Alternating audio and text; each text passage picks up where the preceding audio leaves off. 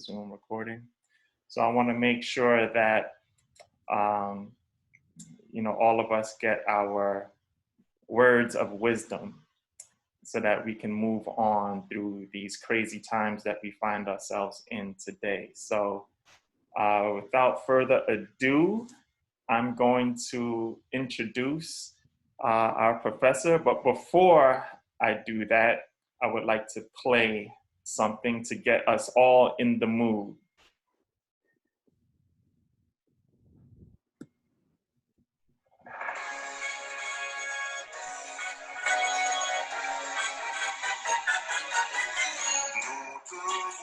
Chère patrie, puissante et fort à tous les yeux, nous te voulons terre bénie, digne jamais de nos aïeux, libre et prospère ils t'ont légué, à leurs enfants nous qui t'aimons, avec un cœur de la mêlée, pour ton salut nous lutterons, c'est nous jeunesse étudiants. C'est ton écran, nous les petits, de la gloire d'Haïti, les cœurs joyeux à pleine vente, toujours de l'avant nous irons, la tête entière et haut les on invoque tout ce qui peut t'y faire, car nous voulons faire ressentir que All right, just a little taste to get us in the mood.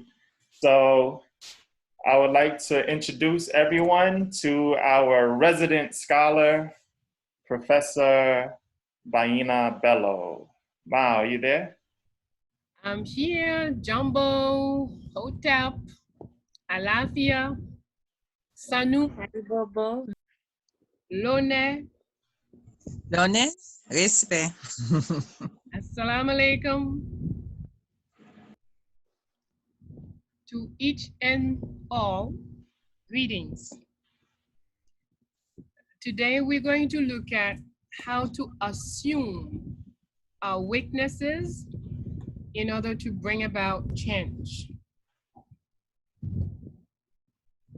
We saw last week, we saw the chart, and we're going to look at our chart. Yes, we're going to look at that chart to remind us what we've seen before. The key to having a life of our own is the ability to question. Question everything, everywhere, every time. We do not assume nothing just because so-and-so said it. We want to question, we want to give answers to our questions, and we want to listen to others responding to our questions. But it's very important that we answer our own questions. It's vital. So questioning, through a system of questioning, we develop courage. Courage is vital. If we have no courage, we cannot assume our identity. If we have no courage, it's lack of courage that makes us say things like, oh, what would the neighbors say? Or what would so-and-so say? It's because we cannot assume what we want to do. So we lack the courage. So we need more questioning to build up the courage. So from questioning, we build courage. Courage, when we have enough of it, we develop the ability to speak. Speaking is expressing our own convictions. It's not about repeating what they say. If they said something and I don't know why, I don't know how, I don't understand the logics of it, I'm not going to assume it's because I'm too dumb. No, I know I'm not that dumb.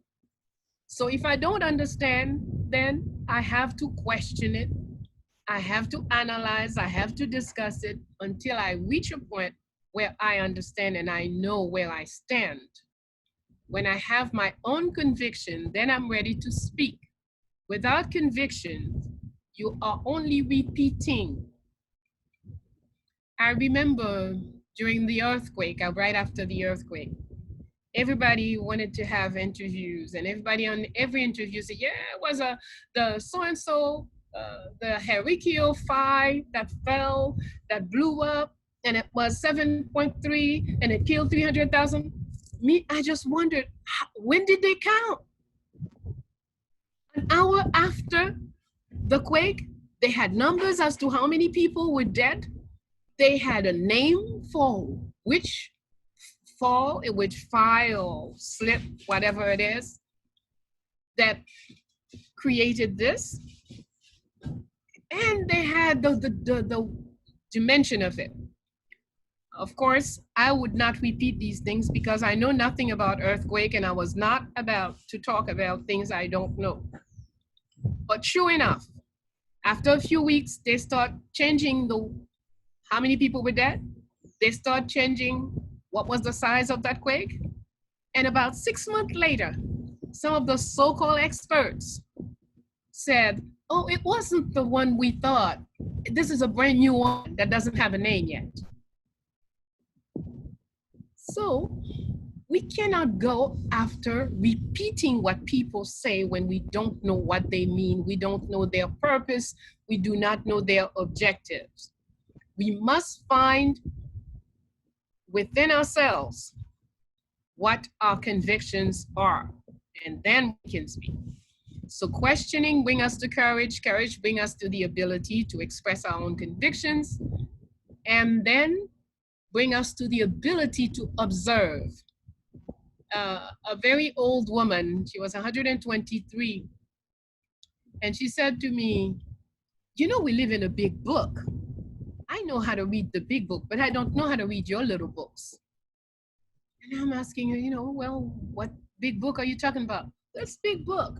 See, when you raise your head and look at the sun and look at the stars, all of this is information that we must learn. You see, when I put my finger in my mouth and wet it a little bit and do this in the air, I could tell you if the rain is going to fall tonight.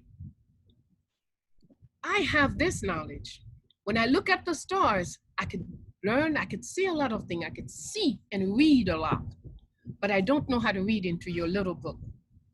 Since I was into a literacy program, she said, I'm afraid that if I come to learn your little book, I might forget how to read the big book. So I don't want to come into your literacy program. I thought she was very smart, the way she analyzed things. And anyway, so we went from questioning to courage to speaking, the ability to speak our own convictions. And then we're into observation. So we are in a big book, and that big book has lots of information. If we take the time to observe, not look, we're talking about observing. That means when you use all your senses to capture information and then bring it in and analyze it. You file information, and then you observe that every time you saw this bird come and do that, this happened. So observation is hard work. It's not just coming out and looking and knowing the name of this tree and that flower. So observation, and then we have to go to meditation. Meditation is when you bring all information that you collected from outside, bring it inside into yourself, and make now your analysis, your evaluation of what you have and what is useful to you now, what you need to save for later, what would be useful to your next door neighbor or your grandmother. So we collect all day from the outside and then bring it in in the evening or whatever time and do this analysis so you can make good use of the information. Lots of us like to recite info. It never becomes knowledge if you're just reciting. You have to reach a point where you bring it in and you draw the maximum of what your personal universe need from that information. And only after you've done those 5 steps, question, courage, observation, meditation, question, courage, speaking, observation, meditation. I can't see nothing on my screen here. I'm guessing. It's a good thing I more or less know it. Then you're ready for action. Action should not be taken if it cannot be taken spontaneously. Action is planned, plotted, tested. You go through a whole process within yourself before you determine which action you will take. And generally, your action is in your own personal advantage. Once you've done something for yourself through your actions, then you're ready to look at the community and see how can you serve this community. And that's what I call creation. When you come up with something that you feel the community needs. Example, you finish school, then you get a job, you're working, you're doing well, you got a car, that's a personal thing. You took your time to decide which car you're gonna choose, what color fits your character, not just what brand, but what type of car, etc., etc. Now, you are more or less set to a degree of what you need for yourself to function properly. Now you look around you and you see that in your street, there are quite a few children that have nobody to help them. When they come from school, their parents are not home yet. Nobody is there to help them do their homework. And you decide, all right, I want to help 5, I want to help 6, I want to help different people in the community. That's my gift to the community. That's what I'm going to create. A structure in my yard or in my garage where I will welcome 4 times a week this many children to help their situation. So that's what we call creation. When you do something in the interest of others. And every time you go through this process, questioning, courage, speaking, observation, meditation, action, creation, you have a degree more of knowledge of self. The knowledge of self is built little by little. If you have never done anything, if you've never done anything to have, to help others, then you don't really know who you are. If all your life you've only run after what you need, your car, your house, your food, your this, your that, your this for your wife, your children. Your wife, your children, that's you. Your husband, your mother, that's you. What do you do for someone who's not attached to you, who's not connected to you? You need that act, that creation, in order for you to know who you truly are. Remember, we are the universe. So every time I turn away from someone, that because I don't know him or because that's the neighbor's child, I'm not concerned. Well, I have diminished my own power. I have diminished my ability, because the true power is the knowledge of self. Once you know who you are, you know your divine self, then there is no limit as to what you can do in your universe. We also looked at last time that if we don't do this process starting with questioning. So we eliminate questioning. No question. I know the Bible by heart. I know the Quran by heart. And anything you say to me, I can tell you the Quran says this verse, this blah, blah. The Bible says this verse, this, or if I'm a scientist, I say, well, chemistry is blah, blah, blah, blah, blah, and whatever. Well, if you're all about reciting and no questioning, then you do not know any of what you think you do know. In order to know, you must have gone through a process of questioning. So, no questioning, there will be no courage built. We will function with the opposite, which is cowardice. And cowardice will take us to submission. Submission takes us to illusion. Illusion takes us to, let me see. Wow, it's still very hot. Oh, this is not. Illusion take us to the need to appear. We want to be everywhere. We want to speak about everything that we don't know. And when you are into this process, you're totally ignorant of who you are. And when you don't know who you are, you don't know your power. The ant is powerful, as tiny as it is, because there is one thing ants know for sure. They are tiny. And that's why whatever they want to do, they will send out a call for 1,000, 10,000, 30,000 of them. They need to carry a roach, then they know they need so many to do it. They want to carry a mouse, a rat, then they need many more ants. So they can always carry anything they want because they know they are small and they have to be many, many in order to carry whatever they want to carry. So we must assume our weaknesses. We must identify our weaknesses, not hide them. If I am a drinker, I'm an alcoholic. As soon as I wake up in the morning, I need to drink a bottle of rum. By the time noon comes around, I've had 2 bottles of rum. Well, as long as I say, no, I only drink socially. No, I only taste.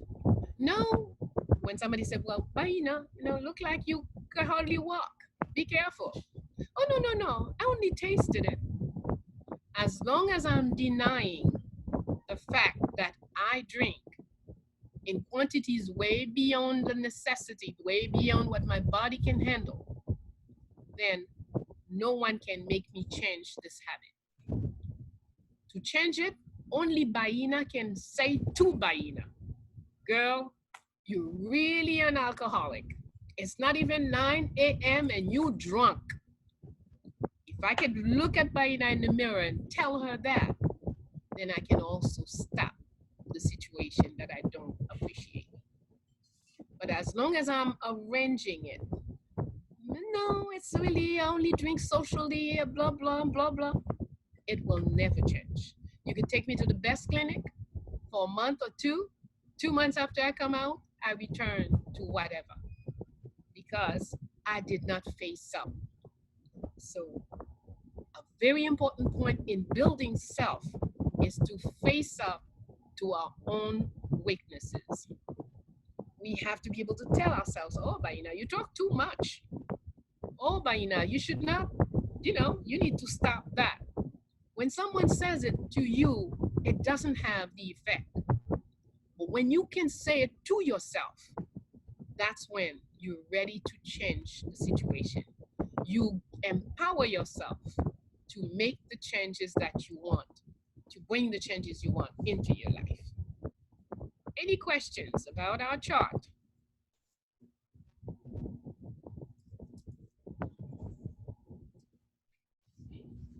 If you have a question, you could go ahead, you can unmute yourself and ask a question.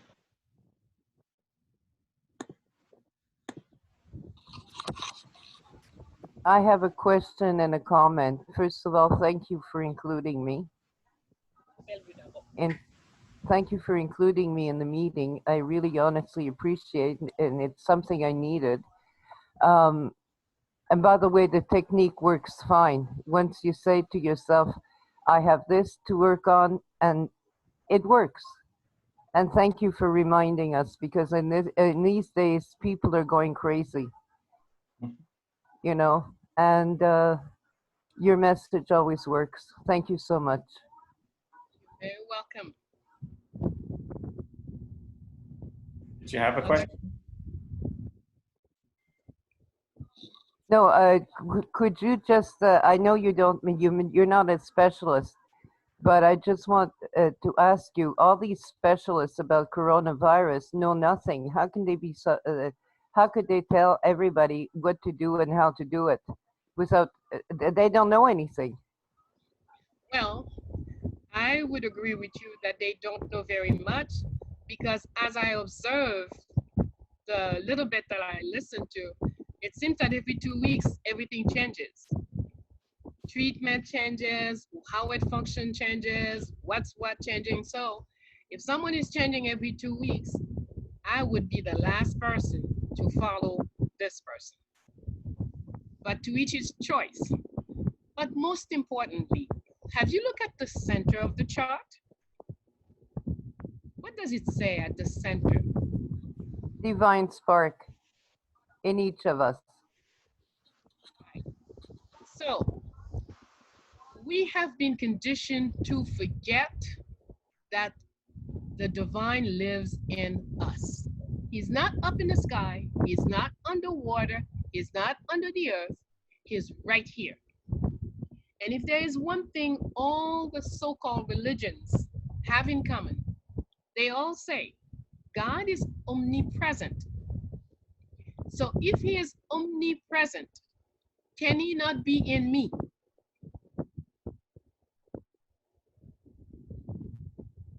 Absolutely. Yes. He is in me, he's in the cat, he's in the dog, he's in the tree, he's in the water, he's in the sea, he's in the river.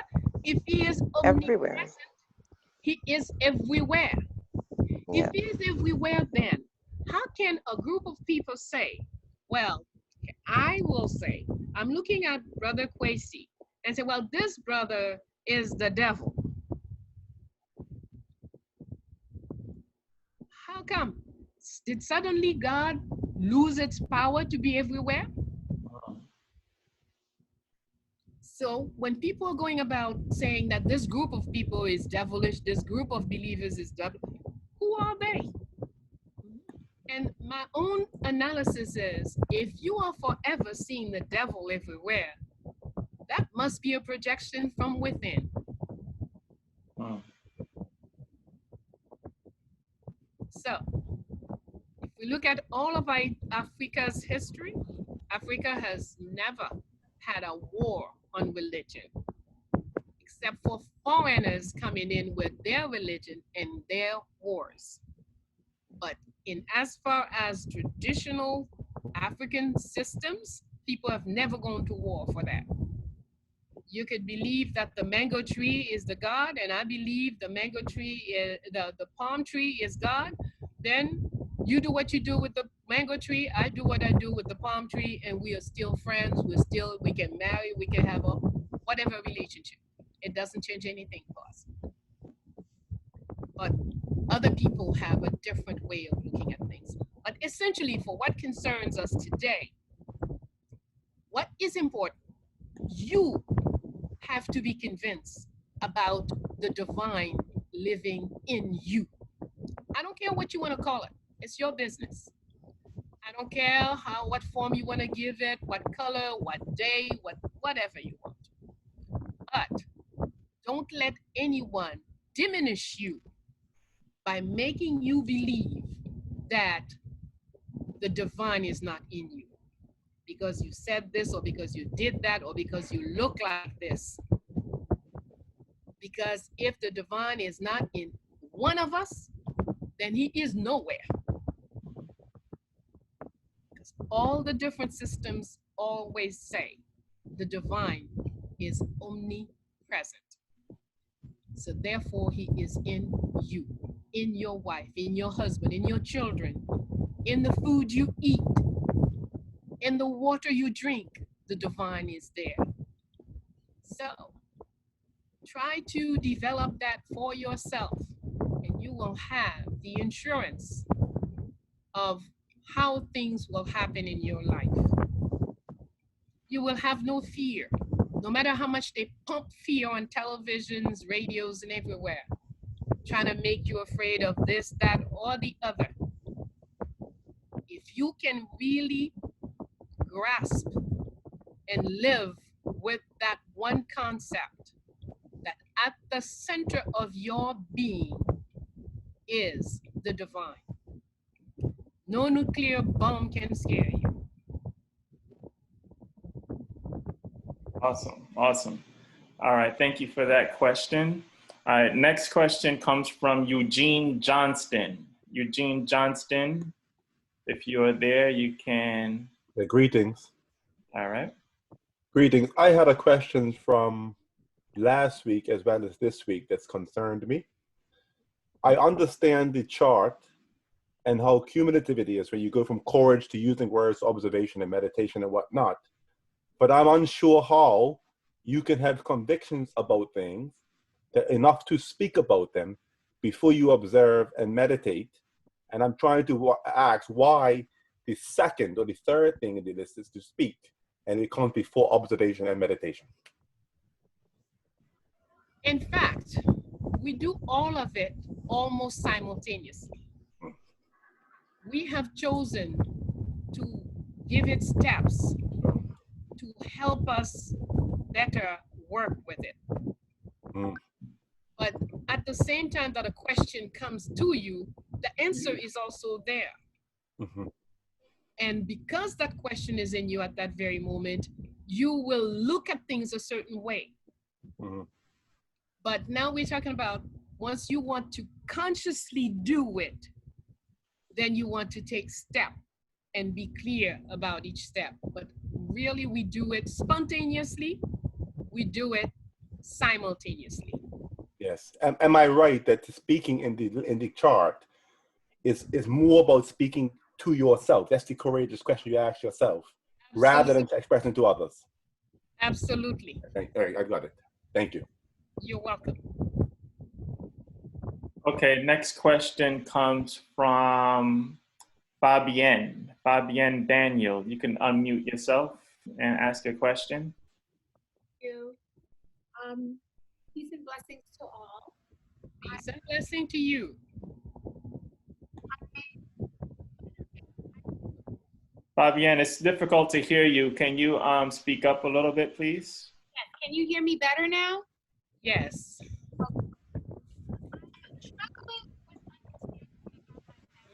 Breaking up again. Yeah, I think your sound is breaking up, is the issue. Is this better or is it still going in and out? Keep talking. Ask a question and we'll let you know.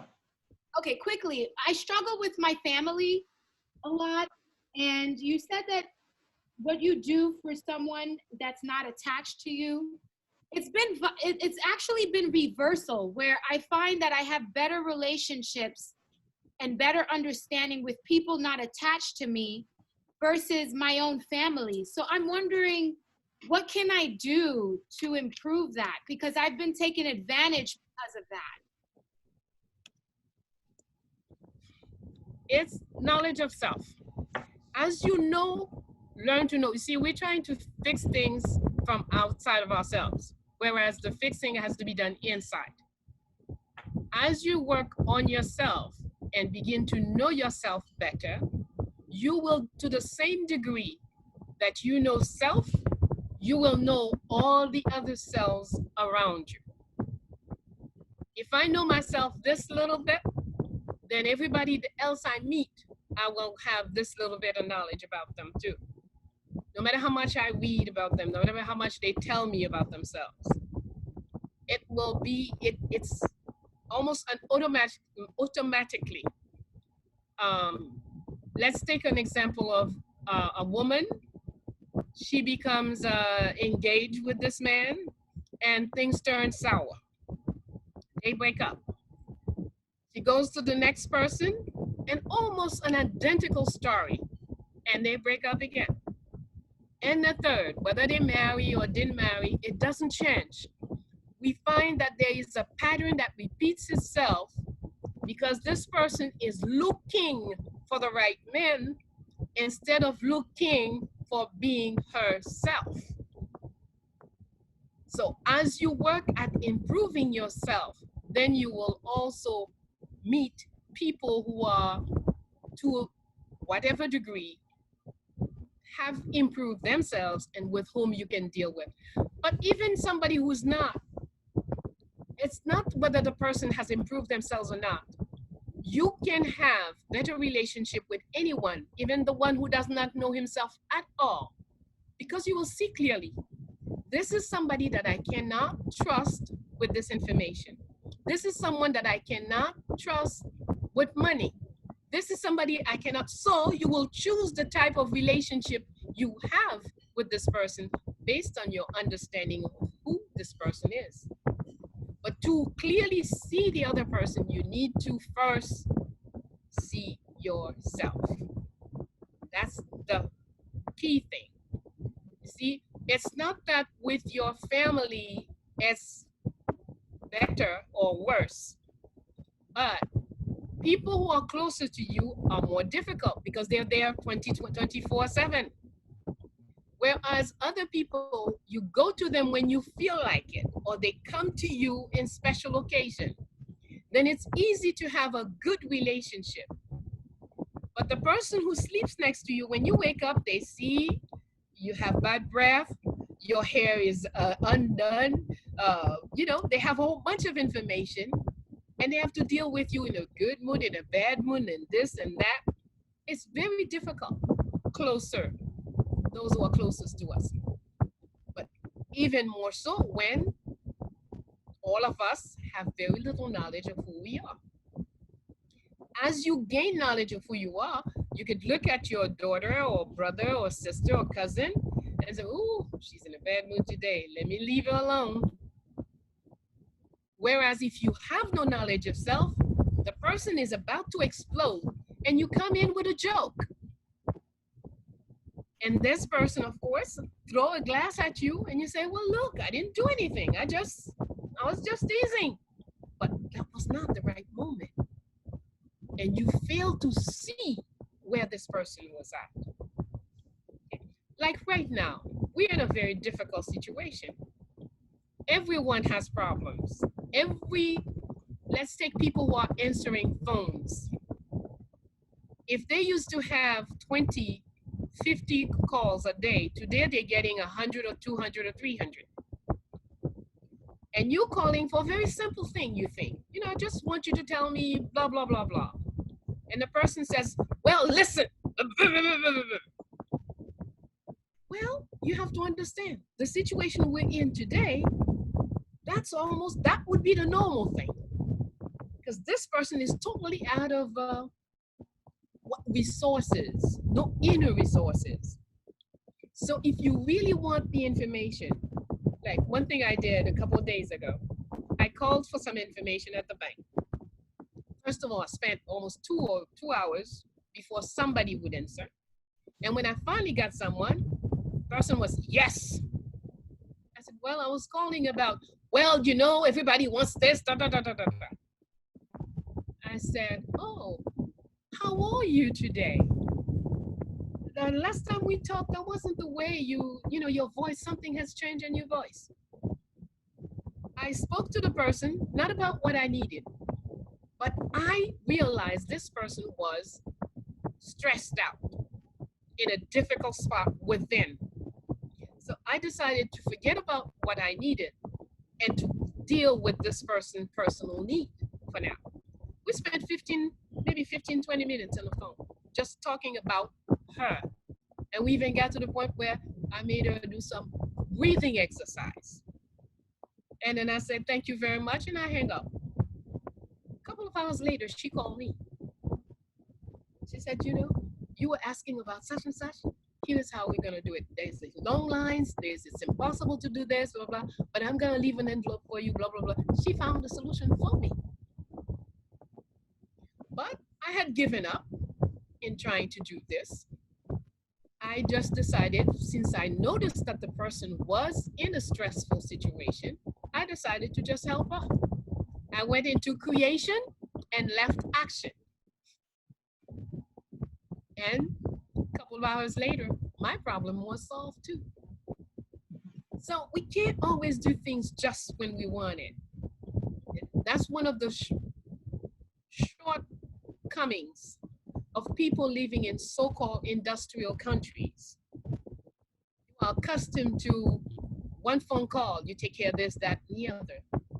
Things have changed. And they may have changed for quite some time, you know, till the new system kicks in.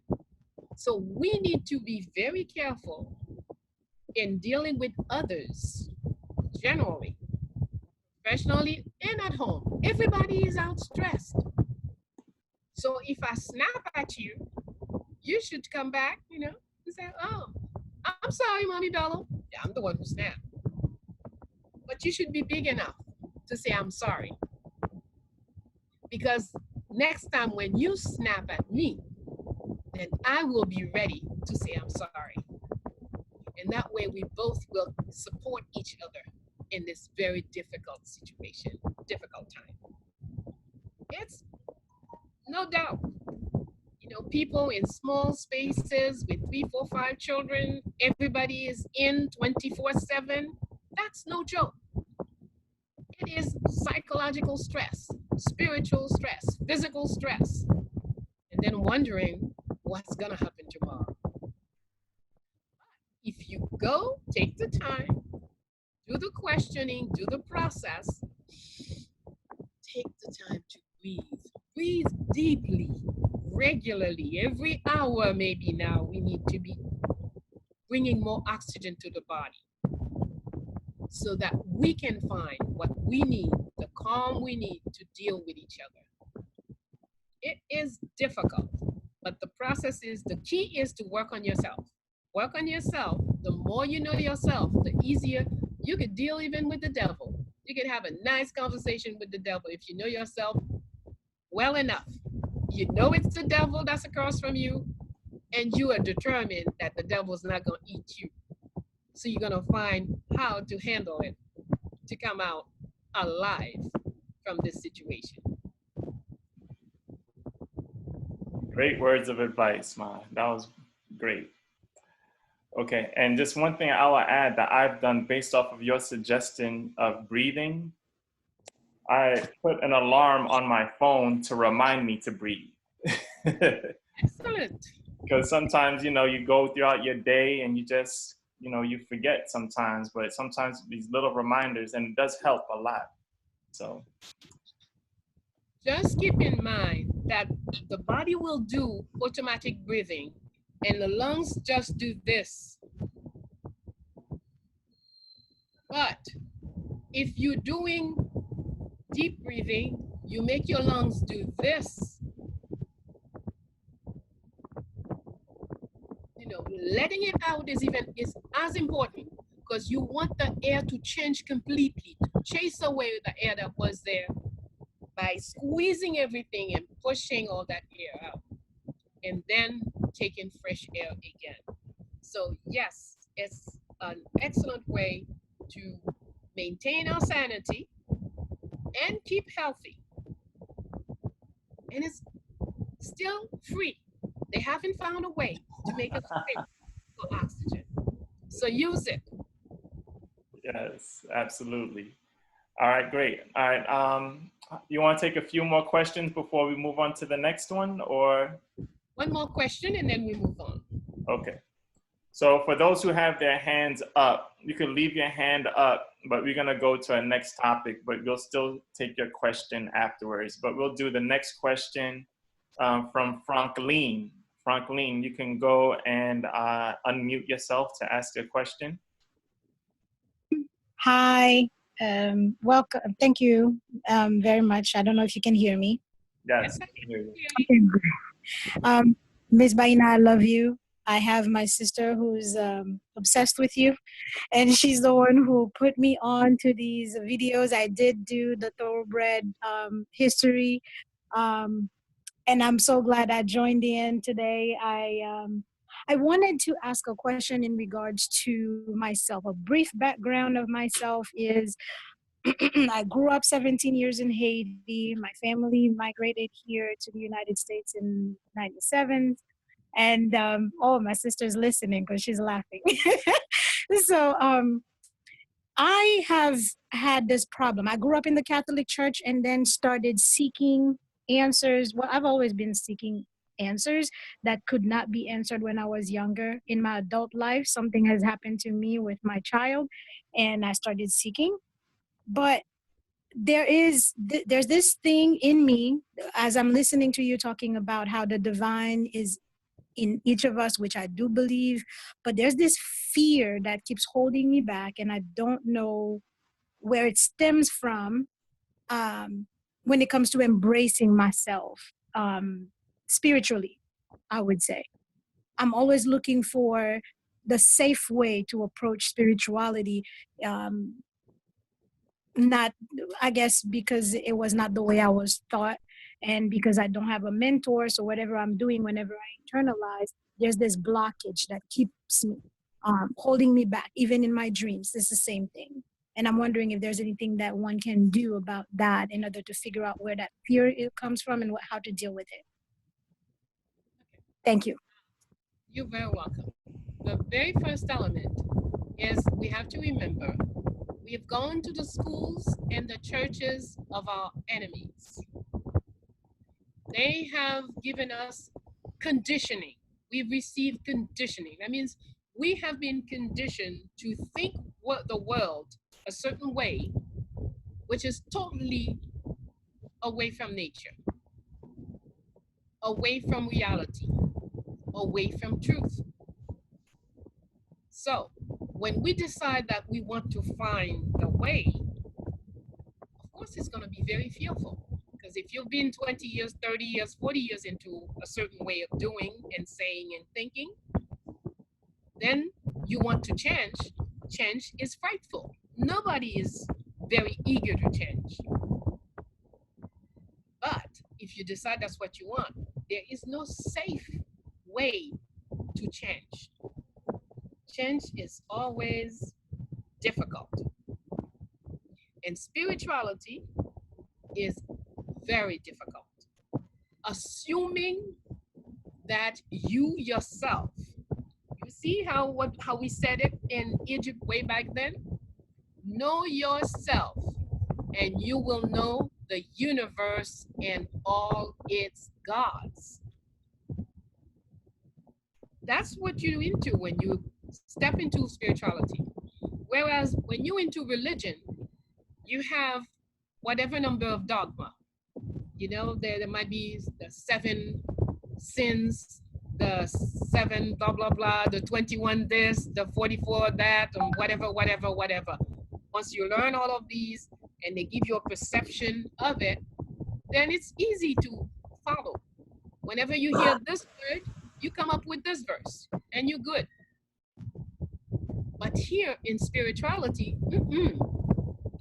not only you will not find anybody that will, if somebody is serious, they will not give you any, this is the way it has to be. You see what we say here? Questioning.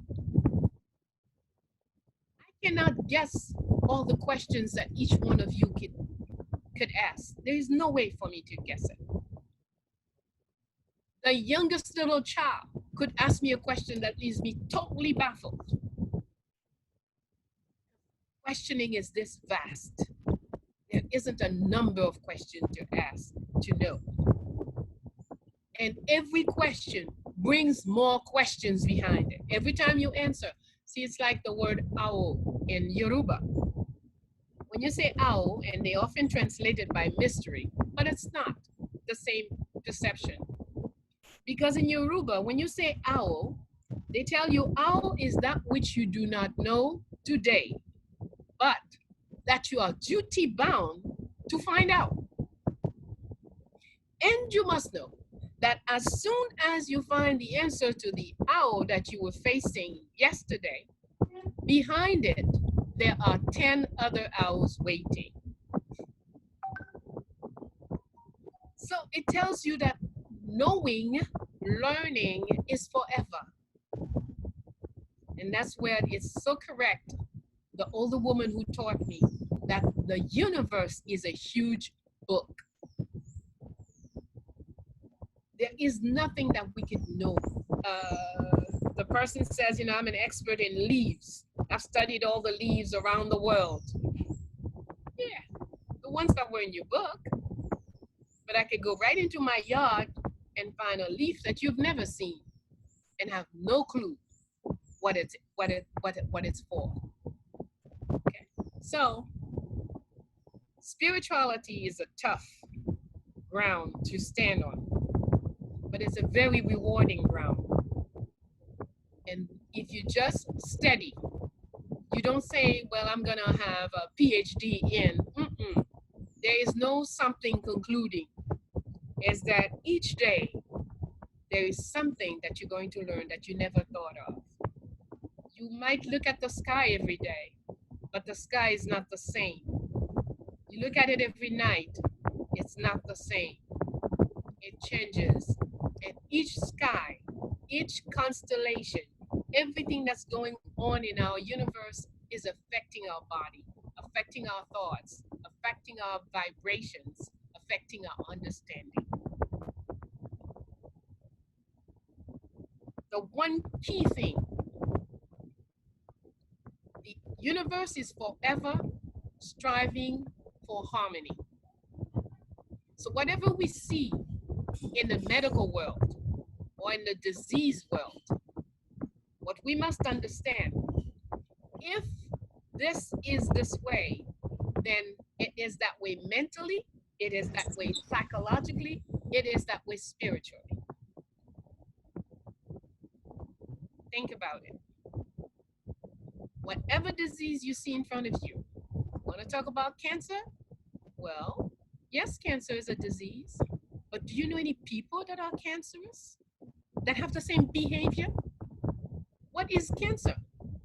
One cell that goes over other cells and take over the other cells and forces them to behave other than themselves.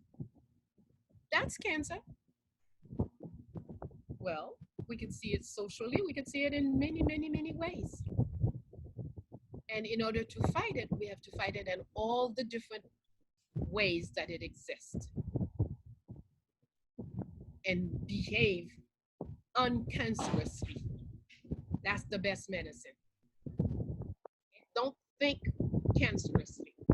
Don't act cancerously, and it will go away.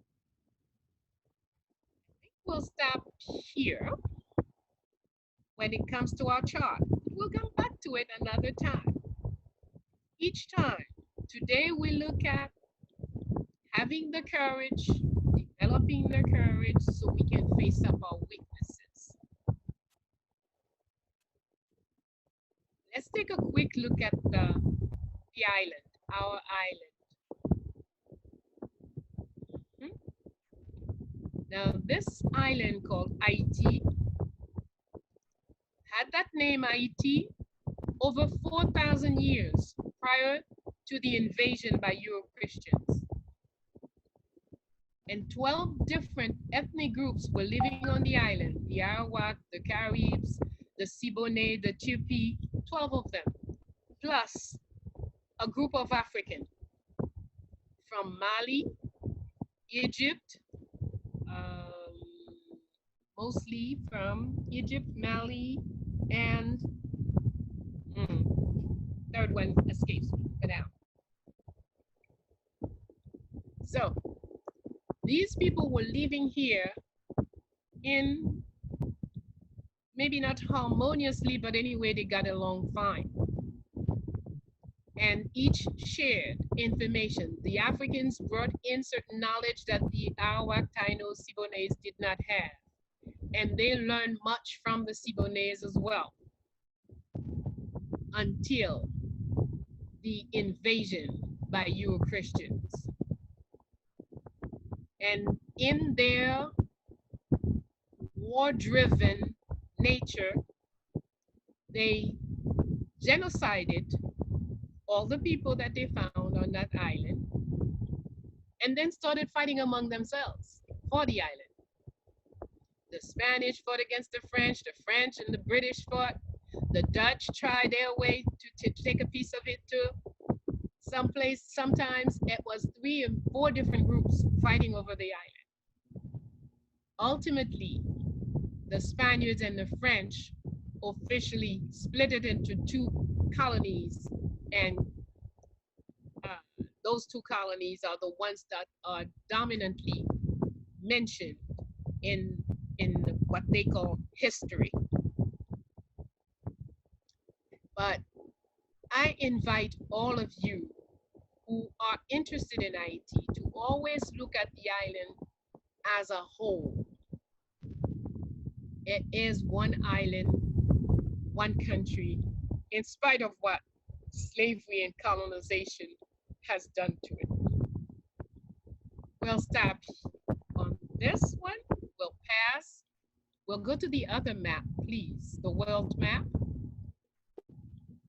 Okay, and there I had given you a homework. What was the homework from last Tuesday? What were you supposed to do with this map? We were supposed to look and see if Europe was truly a continent. That is, it surrounded by ocean, and is it like a mass of land surrounded by ocean? Excellent. Somebody is following. So, who has the answer to our question? Is the books, I hope all of you have gone and checked your books. The books say a continent is a large mass of land surrounded by water. And then they have all of us around the world recite, there are 5 continents or there are 7 continents, depending, there are 2 different versions of things. And so if you say there are 5 continents, whether you say there are 5 continents or that you say there are 7 continents, the first one that you list in the list is Europe. So my question is, according to geographic descriptions, is Europe a continent? No, Why do you say no? because it's not surrounded by water on the sides, of all the sides, as it says. Okay. Does someone else have a different opinion or a different argument? If I could just say, one of my findings is that what you said about how they have us viewing the map as Europe being towards the top, that could easily be distorted because we learn that Earth sits on a tilted axis, and it's just a solar system that goes in a circle. So who's to say what's on top, what's on bottom? Good. So, but let's take the 2 points. It's connected to Africa, is it not? Or is my eyes messed up? Sorry, would you say that again? I'm sorry. Is it connected to Africa? We're going to look at that in a little while. Okay. Is Europe connected to Africa? Is the question. Yes. Okay. Now let's look at this. First of all, we said 2 things. One is the superficie, large mass of land, and 2 is the surrounding by water. Okay. Now, is America the entire continent? Is America's large mass of land? What does your eyes tell you?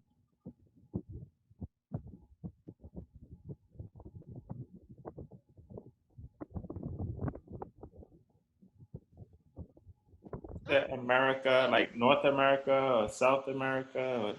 America. The continent's name is America. I'm not doing no splitting, no dividing, no divide and conquer business. The entire continent from tip to top. Is it a large mass of land? Yes, No. it is. Yes. Yes. No, America is not a large mass of continuous land, actually. So no, the answer would be no. All right. Now, even if I were to just say North America or South America, we do have large, both of them are large mass of land. Okay. So just with our eyes, okay, we're not even going into the numbers. Now let's look at Asia. Is it a large mass of land? Yes, it is. Yes. Absolutely. Let's look at Africa. Is it a large mass of land? Yes. Yes. Okay, we can all agree without discussion, without the numbers, that we're America, the entire, I'm not talking about the United States. I'm talking about America, the continent. I am an American because I'm born, my continental nationality is American. But my country nationality is Asian. Okay? Just like when somebody says I'm a European, they're talking of their continental nationality. And then they might say I'm French or I'm British. Okay? So I am an American continentally, and I am an Asian country-wise. Good. Now let's look at Europe. Please try to we say in IT. You have to really work your eyes there to find which part is called Europe. Yeah. Huh? Can we call that a large mass of land? Absolutely not. No. Europe, Russia is really the area that embodies the majority of that large mass of land. Mm-hmm. And it's part of Asia. Right. Right. That's what I was gonna say. Exactly. So, yes, when we go into with the numbers, Africa is about 30 million square kilometers. America is something 100 something million. Asia, 100 something million. We're not talking about, whereas Europe is 10 million square miles. Can 100 million be considered the same as 10 million? No. No. And as far as superficie, it's not a continent. And as far as surrounded by water, obviously not. At best, it is a presqu'île. How do you say presqu'île in English? It is a what? Presqu'île. It's not an island. It's almost an island. A peninsula? Peninsula. Thank you. At best, it's a peninsula. Okay. And Australia, which they refer to as an island, has the same superficie as Europe. With a few kilometers difference, but you know, Australia is like 9,800,000, blah, blah, blah, blah, and Europe is 10 million. So Europe is not a continent. When you're talking geography, that's the most stupid thing you could say. It's not. It's politically they've decided to make it a continent, but it's not a continent geographically. We're clear on that, right? Now, for next week, look at that map again, and we're gonna talk about this upside down thing. Since I know in most of your mind, you're saying, well, yeah, but it's upside down. When you're on a ball and the ball is turning, is there a fixed up and a fixed down? Think about it. We'll come back to it next week. We'll continue. We move on to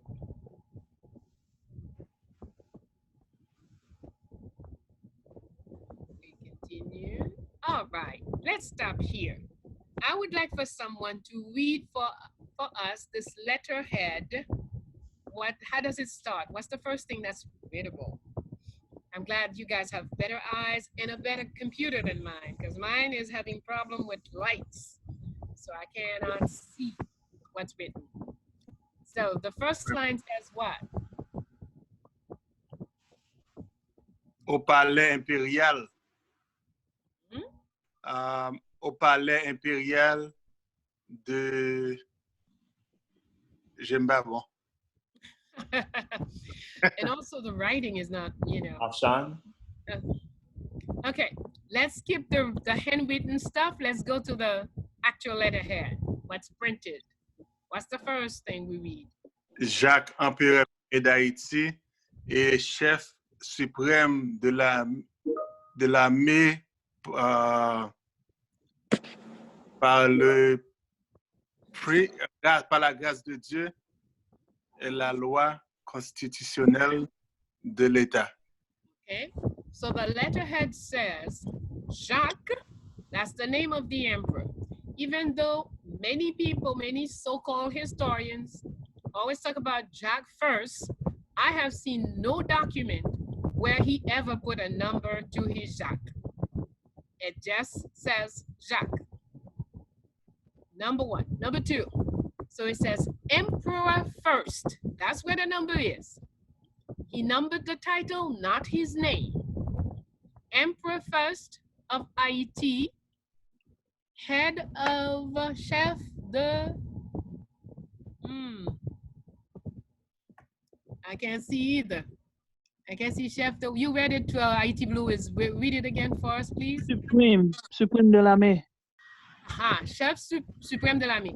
Okay, supreme chief of the army, and by the grace of God and the Constitution of the state. Okay, by the grace of God and the Constitution of the state. So that's his letterhead. That's how everything started. And we're not gonna read this, but it's interesting. I just want you to see how this is a very direct person. He doesn't go to a bunch of la-di-da, yeah, we're greeting this one and that one and but no, no, no, no. His letters are very to the point. I command that so and so and so meet with so and so and so and so as a committee to do such and such and such and such. Then he signs. That's a link. Okay.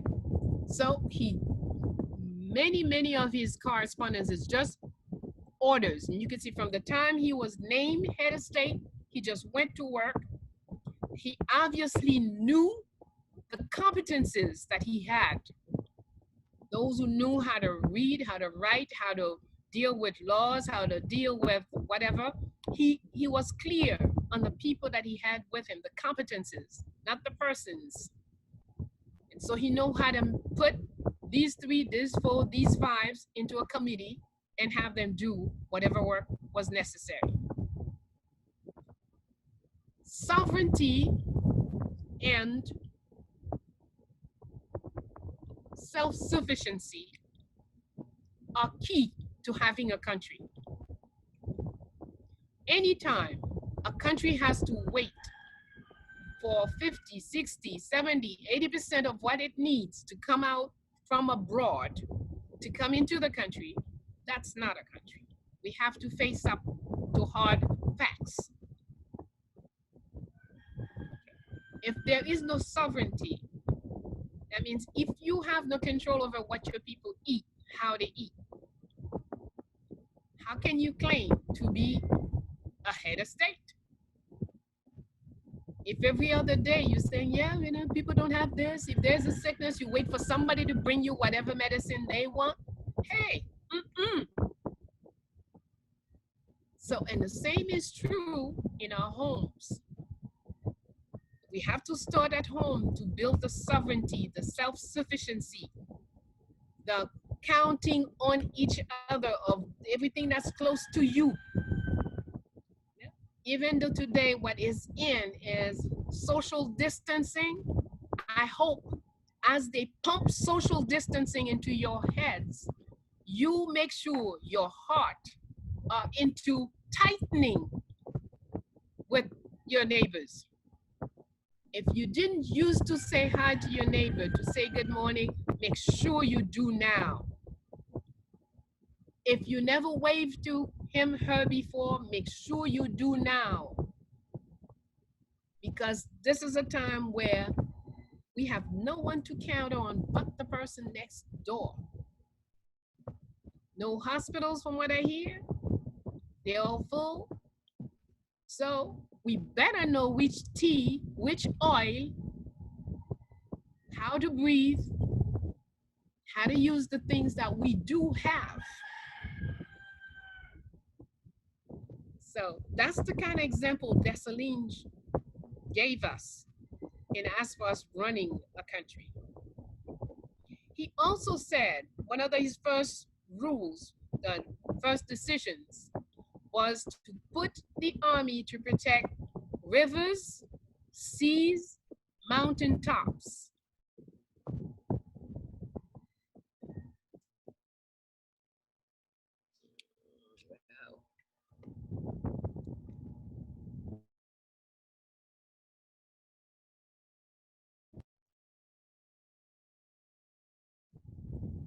Okay? Rivers, seas, mountain tops must be protected. And that was protected. Today, I don't even think anybody knows where are the rivers in Haiti and what's happening with them. So, again, the first government is the home. Run your home just the same way you would run the country. Competences are important. Know what you have and make sure what you have is what you make all your plans. Your plans for health, for food, and your plans for self-defense. No one should live without ever thinking self-defense. That is vital.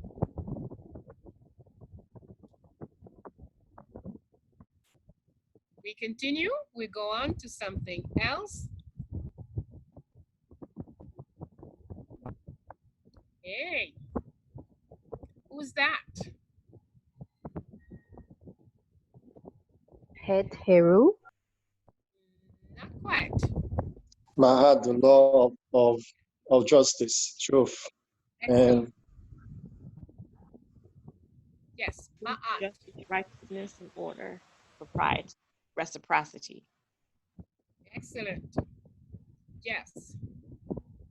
If you read anything about any divinity, and then you don't ask yourself, how do I apply it in my life? You're not building, you're not awakening, you're not bringing conscious to your own divinity. You're weakening yourself. Everything that you read. Impossible died on November 18, 1803. So there is nothing we want to do today that we cannot do, except that we're not ourselves right now. So we need to work at becoming ourselves. Then we will see our army will be there, our government will be there, and we will fear no one and will do what has to be done. But first, we must build ourselves and build it with justice.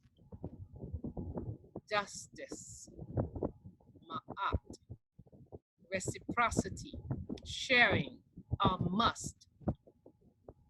That's the way we've always lived, with reciprocity. We take the oxygen from the plants, we send them the carbon dioxide. And from every living thing, there is this exchange of give and take and give and take. It's a law of nature. It's the law of abundance, giving and taking. We have to do both. We continue.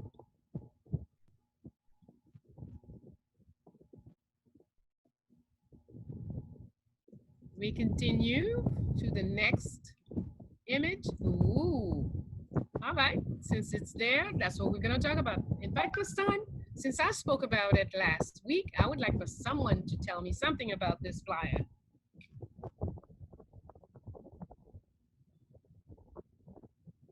While you gather your thought, I'll get me some water. Now we're gonna be celebrating La Reine for Marie-Louise and Felicité. That's what we're doing for May 8th.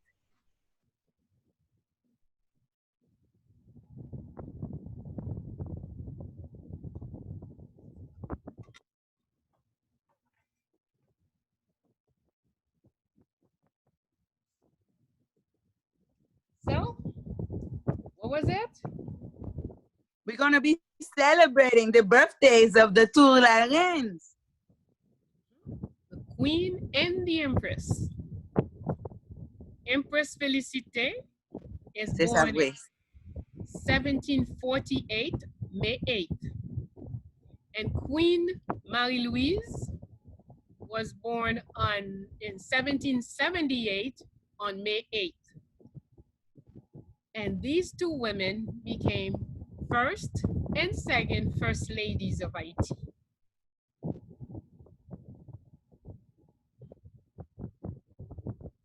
"30 years apart, good friends, one helping the other.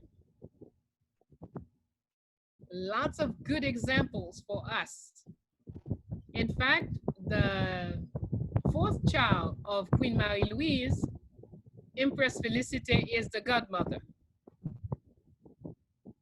So our founders, women and men, left us an example of governance where family ties were weaved into it.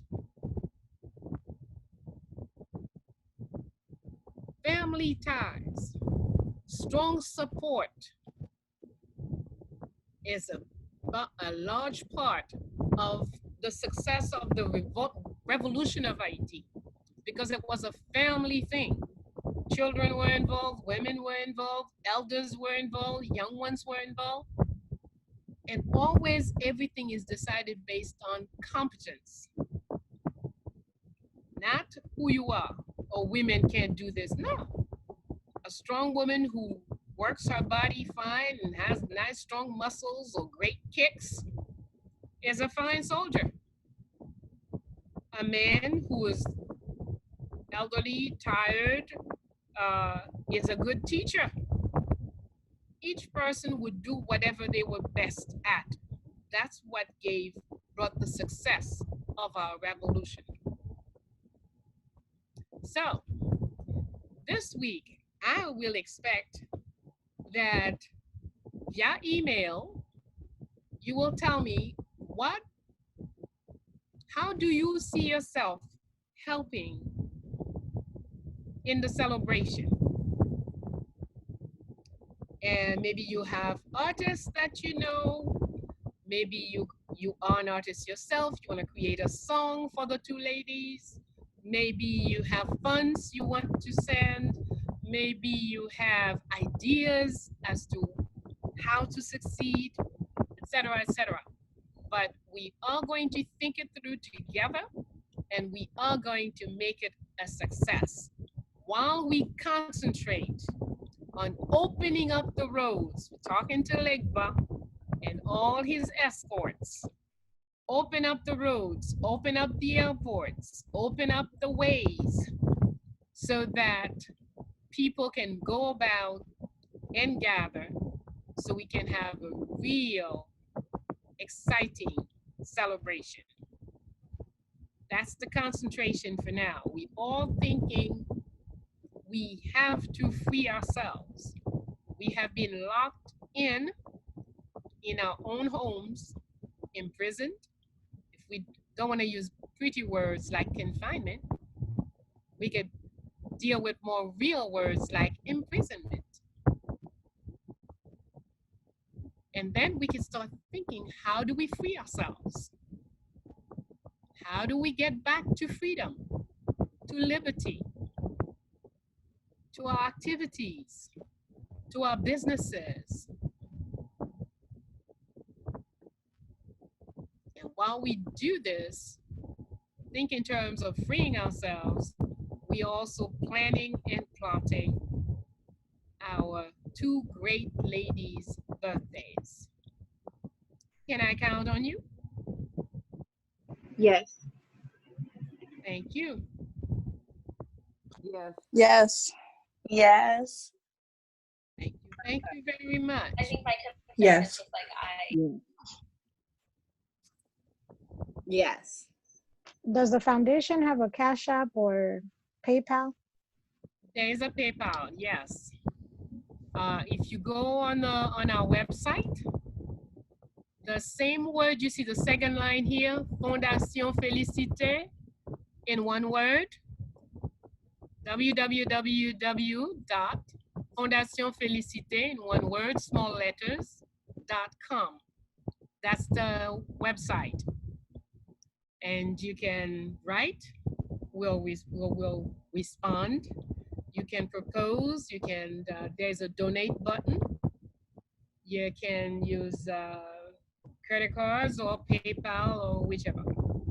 All of it, it will be available once you go on the website. When do we start submitting work, like say artwork, like say a song or a poem? Right now, as soon as you have it. Okay. Okay, thank you. Thank you. Thank you. Thank you. Okay, Mom, you want to take a few questions? Yes, sir. All right, fantastic. All right, I know there were a few questions. For all those who want to ask a question, go ahead and raise your hand. There should be, if you're on your phone, there should be like maybe three little dots. If you like push those dots, you'll see like a raise hand icon somewhere on your phone there. Okay, let me go to the chat room. I know there were a few questions here. This one is from Marlene. Marlene asked, my question is, I get stuck in one or two of the levels, specifically action.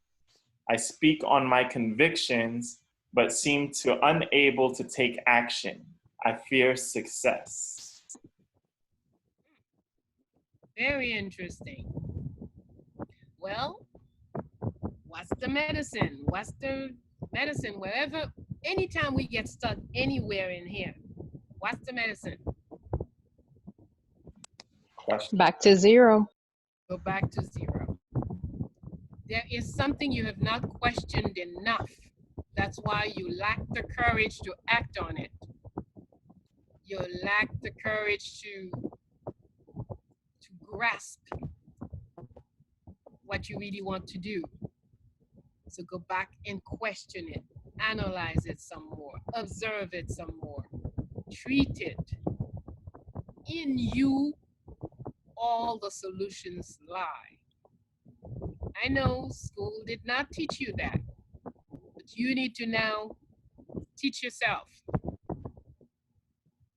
I can do it. I have the power. I have the divine power.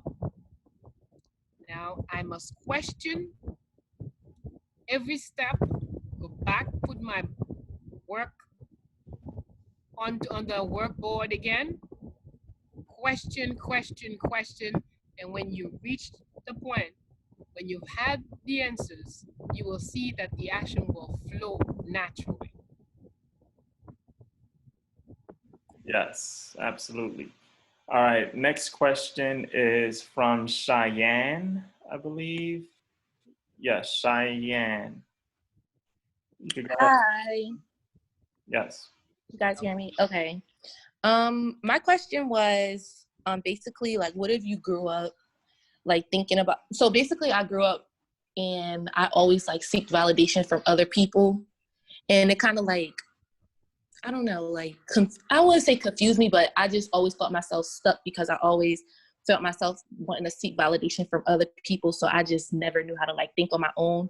And now that I'm in college and I go to HBCU and I'm learning more about African spirituality, and it just had me like conflicted now. It's just like I'm confused and I'm trying to figure out who I am as a 20-year-old female, but it's just like I'm stuck because I'm so used to seeking validation from other people that's just blank-minded, I guess. Like how would I get out of that? Because it's like I'm stuck in that one position. Well, you have the first advantage you have is that you're clear on. You are stuck. So now, what's the first question? So the first question would be like, how would I get myself out of that? Exactly. Okay. And to get yourself out of this, where do we start? What would the first question be? I don't know. I feel like that's like why I'm stuck. You are Because it's stuck, right? Yeah. Okay. You are stuck. Let's say you were on the road and you someplace and you are stuck. You call me on the phone, but actually you're calling yourself. But let's say you call me to make it easy for you. You call me and you tell me, Mommy Bello, I'm stuck. What's the first question? How to get out? Where to go? Where are you? Where are you? Yeah. You're stuck. I want to know where you are. That's number one. So you must answer that question for yourself. Where am I? Why am I stuck here? How come? So you have to go through all the questioning to get yourself out of there. I'm stuck in what? Stuck in mud, stuck in the sand, stuck in water. Stuck in self-doubt. See? I feel like I'm not even, it's not even like self-doubt because it's like for instance, like I will be like, okay, Shaw, like you got this, you can do this, da, da, da, da. And then I'll go to my friend, like, you think I can do this? Like, do you think I can do it? Like, do you think I'm capable enough? And then I was like, I'll get in my head and then it's just like, That's okay, self-doubt. I can't do it. Like, let me pass it off to the next person. Like, I just don't know like where really to go. And I just feel like, I don't know. But I'm just so used to seeking validation from other people. And it's just like, I feel myself in this transformation. It's just like, okay, now I got to start thinking for what does Cheyenne want to do? And it's like, I don't even know how to get there. Yeah, well, you know, everything you've said there, you've already spoken the solution. Yeah. You're saying, I'm always looking for validation from other people. What's the solution to this? Validation within. Yeah. Go in front of the mirror and say to yourself, hey girl, you look good. All right, you did this, that. There's a problem here. We're gonna correct that. And we're gonna add that. There's this missing. And hey, it's gonna be fine. You need to do some talking to yourself in the Yeah. And yeah, I hear that, yeah. Yeah, you do that, Mommy Bello. No, I'm not going. I do it on a regular basis. So now it's turn for you to do it. Yeah. Speak to yourself in the mirror. And with confidence, little by little, you will gain the confidence to say, okay, yeah, I look fine. I used to have a mom who criticized everything I did when it comes to dressing. Once I reached a certain age, before I was very pretty, everything was nice. But after 16, 17, as soon as I got all dressed and I felt fine, when I come down, my mother would look at me and say, yeah, you sure you took a shower? You look like your mother would have some of the most unpleasant things to say. Well, eventually I understood. I'm a natural child. My mom, as she looked at her beautiful young lady, was afraid that I would bring a child home too. So her way to fight it off was every time I would look good, she would say, you smell bad. Maybe you didn't shower. Maybe this, maybe that. Or that dress. Who bought that? She bought all my clothes.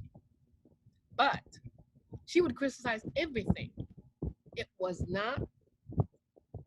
I was blessed to be able to quickly understand her problem and not let it affect me. So I'd say, yes, Mom, I took a shower, I used perfume, I did everything, and I am fine. In fact, I look at myself in the mirror, I didn't dare tell her I look great. but I sure thought about it and said, I look at myself in the mirror, I would stop there. Because she would get angry if I told her I look great. But I trust Bayyinah, and I would go out anyway. Okay? And I knew what I was doing. But it takes time sometimes with people around us. Some of the people what we're closest to, they have their own inner problems and they do projection on us. So it's important when you're doing something important that you find the trust in yourself. See, when everybody says, you know, whoa, such and such place is dangerous, you shouldn't go there, blah, blah, blah. Hey, maybe your success is in the danger. Because they see the danger, you don't. You see, you need to go there to take care of this particular business. Go. Trust yourself. You have to work at it. Talk to yourself. Discuss things with yourself. Yeah, no, people say you're crazy, that's their problem. You know, you have to do what you have to do. Because ultimately, only you will be responsible for whichever things turn out, you will be the one responsible. So assume your duty. Trust yourself. Think it through, question it well, and take the right decisions. Thank you. You're very welcome. All right, so next question, let's go to Melissa. Melissa, you can unmute yourself and ask Ma Bello a question. Hi, how are you? How you doing, Ma Bello? I'm doing fine. How are you, Melissa? I'm doing great, blessed and highly favored. Thank you so much. I'm glad that I made this segment. I've had a couple of questions here. First off, you know, with everything that you're I just want to say I appreciate all these segments, all the learning, all the knowledge. It's really opening my eyes to a lot. So one thing I wanted to go back to what we were talking about with when we're dealing with people and they're snapping at us, but we have to kind of work on being the bigger person. That's something I've struggled with. I've been struggling with for a little while now, probably last 6 months to a year, and I feel like I'm getting the hang of it, especially in the current situation I'm dealing with right now. But I wanted to know, what if you're dealing with somebody and you are being the bigger person and you're taking the time to breathe and to just be like, okay, all right, fine, and be calm. But then they snap at you harder and they come back stronger and they get angrier. Is that the time? Do you ever take a time to just kind of defend yourself? Because, you know, we get to those points where you feel like you need to protect yourself, you know, or do you just completely stop communication? No, nothing. Take that person out of your life. Mm-hmm. Okay. Mm-hmm. Of course, you have to evaluate that. Mm-hmm. There isn't a one solution to a problem every time, everywhere. No. That's why it's so important to know yourself. When you know yourself enough, you look at the person in front of you, across from you. There are people, the only way to get inch in with them is to be as brutal, as aggressive. These people do exist. Now, is it your nature to be aggressive and brutal? No, that's not me. So you see, that's why you need to know yourself. So there is someone who will behave a certain way, and that maybe you need to snap back at this person for them to even hear you. Okay? They're looking at you like you saw something to step over. Mm-hmm. And they don't hear when you speak nicely, softly, or whatever. Then maybe there is a need for you to, but then you have to ask yourself. You don't want to change yourself. if it is in you to snap at this person without transforming yourself, to be unpleasant without transforming yourself, weakening yourself, then you might want to do this. Maybe this is something that you need to do once or twice, and then the person catch on, and then you don't have to deal with that anymore. There are people, until you give them a nasty answer, they have no respect. So, but if it is someone who constantly, it has to be an unpleasant exchange, then I would say if it's not your nature, please run away. Okay. Occasionally, definitely. something that you might have to do. But on a regular basis, if it's not for you, leave it alone. If silence doesn't work, if being pleasant doesn't work, if assuming the wrong when you're in the right doesn't work, you don't want something that will, to be in a relationship that will transform your nature. Awesome. Thank you. All right, well, thank you for the question, Melissa. Thank you, Franz. Peace and blessings to you. Yeah, same to you, sister. All right, next question comes from Destiny. Destiny Wellness, Destiny, are you there? I am here. Thank you for choosing me right now, and also just for doing this. It's a pleasure. I accidentally found you one day, Mama Bello. Most of my business is Be Your Own Shiro, and I found your book, and I knew the universe was meant for me to kind of find you. So no accidents. I grew up with a grandmother who wouldn't teach me Creole, so I never learned. There was just a lot of shame and a lot of, not to know your history and your culture. So I am, as I come to learn who I am and love myself, I have this eagerness to learn more about my history, and which takes a lot of courage because it's very different from the Catholic way and the Christianity way. And I'm also a mother, so to kind of teach them as well, this new way of being. So I guess my question now is, in terms of spirituality and adopting like a new way of being, of how our culture is, how do I implement that? Like I have my altar and I have my sage and my, my new way of being. And I know it takes a lot of courage, but I guess my question is, how do I stand in that courage when it's so different from the rest of my family? Because my family's like, oh, you got that sage and the crystals and the meditation and all that. But I found my way and it feels right. Why should you worry about what they say? When your sage is finished, do you go ask them for the next sage to burn?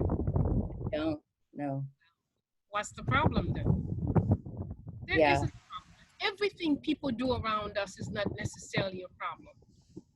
In fact, we're the one who often make things that are not. The person maybe just have nothing to say and they say what they say. They don't even think it. Okay? I have seen so many cases of people. I remember one in particular, one neighbor, and she came by. I was about to have some tea, some basil tea. So I go in my yard to cut a few branches of basil. And so when she arrived, I said, well, will you be having some tea too? She says, oh, I'm Christian. I said, oh, I was confused. What does having tea and being Christian, I don't see what's with it. And she says, oh no, unless you have some tea in a bag or in a box. I said, oh no, I don't have that. My tea is right from my yard and that's fine by me. That's what I want. And so I had my water brought and I, boiled my water and made my tea and enjoyed my tea while talking to her. And she was still, going on and on explaining why, as a Christian, she couldn't drink because that's sort of attached to voodoo. And if it's not in a box, I said, all right. Those people who put it in a box, do you know what they practice? Those people who cut off and dry those leaves that they're going to put in the box, those people who make the chemicals that they add to the leaves to make them unhealthy, do you know what they practice? You don't. Anyway, in conclusion, I tell people who come this way to me, I say to them, see, my God is great. There is everything on this planet He created. So if you're afraid of the basil, will not have the basil leaf, no problem. But you shouldn't eat the rice because the same God made the rice and the chicken and the tomatoes and the corn and the plantain. And I could go on forever. So if you refuse one part, you should refuse all of it. Anyway, enjoy yourself with your little God. I will stay with mine. Bye-bye. Now, that same person, maybe a year and a half later, sent for some cortisol leaves from my yard. I said, oh no, what happened? Your God wouldn't want you to have no cortisol leaf. He didn't want you to have basil leaf. No, but you see, I haven't slept for so many, and I took the pills, and the pills don't do nothing for me. And I said, oh, no. You see, my cortisol tree there is very voodoo. Talk to it. It has, great powers. So if I give you some leaves, you might have some trouble. So anyway, ultimately, she did take the leaves in spite of everything I said. I love that. That same person, maybe a year and a half later, had a totally different situation, went through a very difficult health situation, and now it's all about leaves and natural things. So if I was listening to what this person said to me 2 years earlier, I wouldn't even say good morning to this person. Things come out of their mouth they don't even mean. We give it more value than it has. Right, because I understand it's So a condition. Yeah, I understand that it is a conditioning, and then it's just shifting as well, because even though it's an undoing of everything that I've been learned, and then as I'm undoing it, like I'm evolving, and then how I want to serve people from, not just from before it was just like, okay, I'm just going to serve people with exercise, and that's great, that's fine. But then I was just like, there's more to just your physical body. Like, how do I help people in, from a mindset, mind, body, and soul, just holistic perspective. Like, how do I help them this way? And as I was trying to change that, that's when internally things were, changing within me. But as that shift happened, it's just me wanting to know more of this, who I am, from the cultural aspect, because I was told, no, like, we're not going to speak the language. We're not. So there's this eagerness to learn and to know. That's why I was so drawn to you. And yeah. You're on the right path. Continue your path. Don't worry about everything everybody says, and grow. Even if you never meet a teacher by your side, your inner self, the teacher is there, and you will grow. So don't worry about meeting X or Y. Just if growing is your purpose, you will grow. And if on the road there has to be a teacher will come. In the meantime, read the right books, listen to the right music, continue from doing what your heart tells you to. Trust the divine in you. Yes, awesome. Great advice, Mom. Okay, we have a lot of questions. Like, we have a lot of hands raised in the chat, in the screen today. So we're gonna make sure everyone gets their questions answered. So we're gonna go to the next one, but one question per person so that we can get through. There's still a few things that we would like to share, but we also want to get everyone's question answered. All right, so next question comes from John. John, you can unmute yourself and ask a question. Is John still there? John going once? Yes, I'm here. All right. Thank you. Honor and respect to everyone on the call. I have one question I'd like to ask.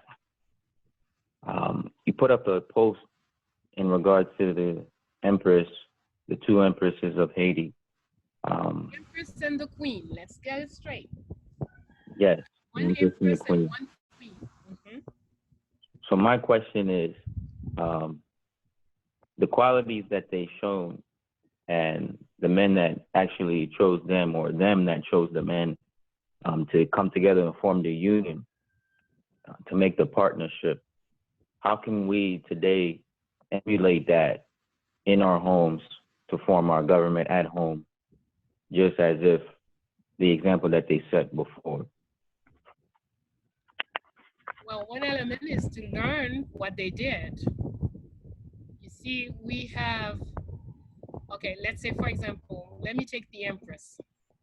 The Empress is a most simple person.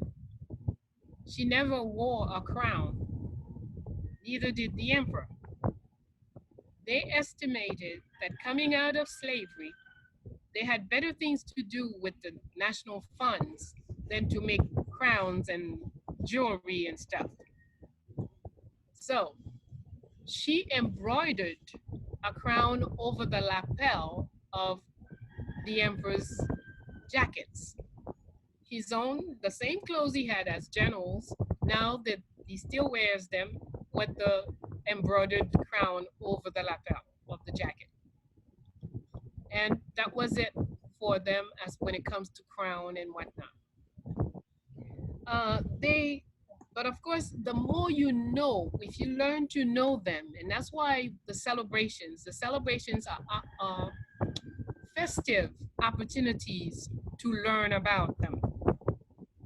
And that's what, when you learn, when it's a game, when it's fun, when it's singing and dancing and eating, when you're learning in that kind of a situation, then everything you learn stays with you a lot more. So that's why, the celebration every year for the past 20 years, we've always done it. So learning about them, learning who they were and what they did would give us a different model. This is an empress who served, not an empress who went about la-di-da. This is an empress who continued to teach people how to read and write as an empress. She continued to be called upon when people were sick, because she had two. Her three areas are education, justice, and health. Sorry, I said it in the wrong order. Health, education, and justice. That's the way she said it. So health, education, and justice, those were her three areas. Her convictions were so strong that when they established the first capital of Haiti, free Haiti, in 1804, in the town of Dessalines today, that she established his home in one street, her home in a different street. 2 streets down was her house. And she would explain when people ask, but you married and whatnot, how come you're not living well? She said, he has freedom to defend. He's a military person. His house has to be an arsenal. I am about education, health, and justice. I need no weapons around me. So they each had their own homes. So each would have what they needed in their homes to take care of business. She's a woman of peace. He is a man of war. And they both have great respect for each other. So those are things we can apply. We often argue with people things that are part of their lives, part of their being. It's like somebody saying to their salesman husband, well, what you going away again? I mean, who's going to be with me? Well, you married a salesperson, a traveling salesman. So he's got to go away. That is not a discussion to have in this house. Okay? You married a woman who's all into research. So sometimes even in the bed, books will come into the bed. You can't get upset at that. You know who you married. You see, knowledge of self, again, is going to what we come to understand is that these people had naturally developed a very high level of knowledge of self. That's why they could accept each other for what they were, each take the other for what the person is. I'll give one more example. One time there was an attempted coup to kill Dessalines. And one French guy, Michel de Coutil, was accused of being part of the coup. When Dessalines came home, he's telling his wife, you know, yeah, they try to kill me, blah, blah, blah. And I'm told there's this Michel de Coutil, I have to find him, blah, blah, blah, blah, blah. So they had a whole conversation about it. And each time she would ask him, when you find him, what you gonna do? And ultimately, he said, first he would say, you know, well, I'm going to. She said, I don't think, I have not seen in the Constitution anything that allows you to do that. So you see, it's not because it's my husband. What he's saying is against the law, and I'm going to tolerate him. It's not because he's an emperor. Whatever he says goes. No. She would correct him. She would say, I have not seen anything in the Constitution that would allow you to do this. So ultimately, when she asked him again, what you gonna do? He says, well, there's gonna be a trial and he will be judged, blah, blah, blah, blah. And he said to her, I know you too, Claire. The way you're talking, you know where this guy is. Where is he? She told him, under our bed, darling. So he called soldiers, have him arrested. He was tried and found innocent and sent back to France. So this is, as we learn, the more we know about our people, not what our enemies say about our people, but what we know about them. Then we have the models as to how to model our homes. Claire was never had any children. She adopted more than 30 children while she was the empress. She felt there was enough, you know, children without parents that needed a home, and she concentrated on taking care of that. Dessalines had children with other wives, other women. Claire was insisted that he take these children to the notary public and recognize them officially. He did. Many of us have children and we turn our backs on those children, who later down the road will become enemies to other children. So learn how they were and you will model your life after them. Our people, the simplicity of the empress, the simplicity of the emperor. They're worrying about everybody being well in a country. We don't see rulers like that again anymore. That's not what this world modeled. Absolutely. Yes, thank you. Thank you for that. All right, before I move on to the next question, just wanted to let you guys know it's a commercial, all right? So just wanted to let you guys know that this is sponsored by Thoroughbred Books. If you haven't visited the website, www.thoroughbredbooks.com, you can pick up a few of these books from the website, especially if you have children. It's great to share the history with the next generation. And also, if you don't know a lot about our own history, I've done a lot of research putting these books together. The first three books I wrote is Haiti, Makandal, and Boukman, and She Rose, written by Professor Bayyinah Bello. So you can check out the website if you're interested in any of that. So next question comes from Barbara Dominique. Barbara Dominique, if you're still there, you can go ahead and unmute your mic and ask a question of the professor. Barbara Dominique, are you there? Barbara Dominique going once. Barbara Dominique going. I'm still here. Oh, okay, there you are. What I want to say to the young lady who was 20 and had so much insight, that I think a lot of that insight, a lot of caring about other people's feelings comes with being 20. And I think once you get older, you care less and less. But my question really is about the social consequences of being yourself. I went to, when I went to school, when I was in college, I was always known as the militant one.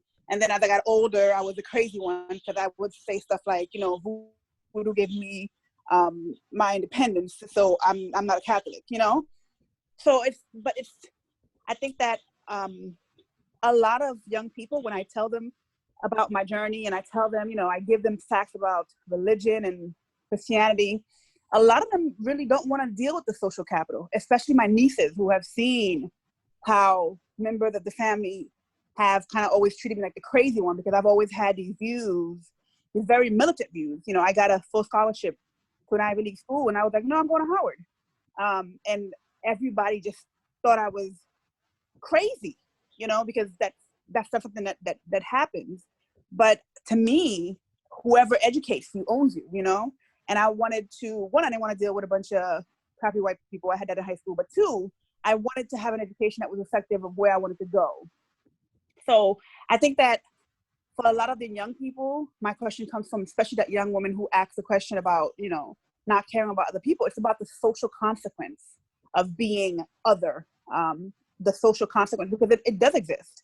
The social consequence of being seen as somebody who is crazy, or and even as a mother, raising my kids without hitting them, and raising my kids to not believe in Santa Claus and stuff like that. People just thought I was crazy, and it wasn't until my kids got older that people started kind of acknowledging, like, wow, you might have been right about this. Even my mother-in-law used to say, oh, I've got the team on your job because they weren't raised going to church and stuff like that. So I just want to know, how do we address that to young people? Because I still have not found an answer in answering how you deal with the social consequence of being other in a society, especially Haitian society, where it's very judgmental. Consequences are part of life.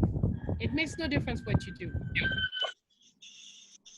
You drink milk, there'll be consequences. You don't drink milk, there'll be consequences. You eat oranges, there'll be consequences. You don't eat oranges, there'll be consequences. Everything we do in life comes with something that comes back. Okay? Now, that's why conviction is so important. If I am convinced this is the way for me, the whole world could say whatever they want. That's not my problem. And I'm not going to make it my problem. I cannot make it my problem. In order to gather the information I have today, there were many sacrifices. I had to travel. I had to go different places, live in different countries, not always with my children. Sometimes we were separated. Sometimes they were long separations. And sometimes they were furious at me. And that was, that's their right. But ultimately, I am responsible for what I do. Bayyinah exists. Bayyinah has a mission. And I'm responsible to make sure that Bayyinah does accomplish her mission, or a good part of it. So, yeah, I've never had, people have good friends. I don't have good friends. My work has always been my friend. There are people that I know, there are people that I get along with, there are people that I talk to once in a while. But if you ask me to make a list of 10 friends, I probably will be lost. But that's a consequence to the work that I do. I have to assume it. I cannot change it. That's what it is. So, all of this is to say, there is no addressing consequences. Consequences we must assume.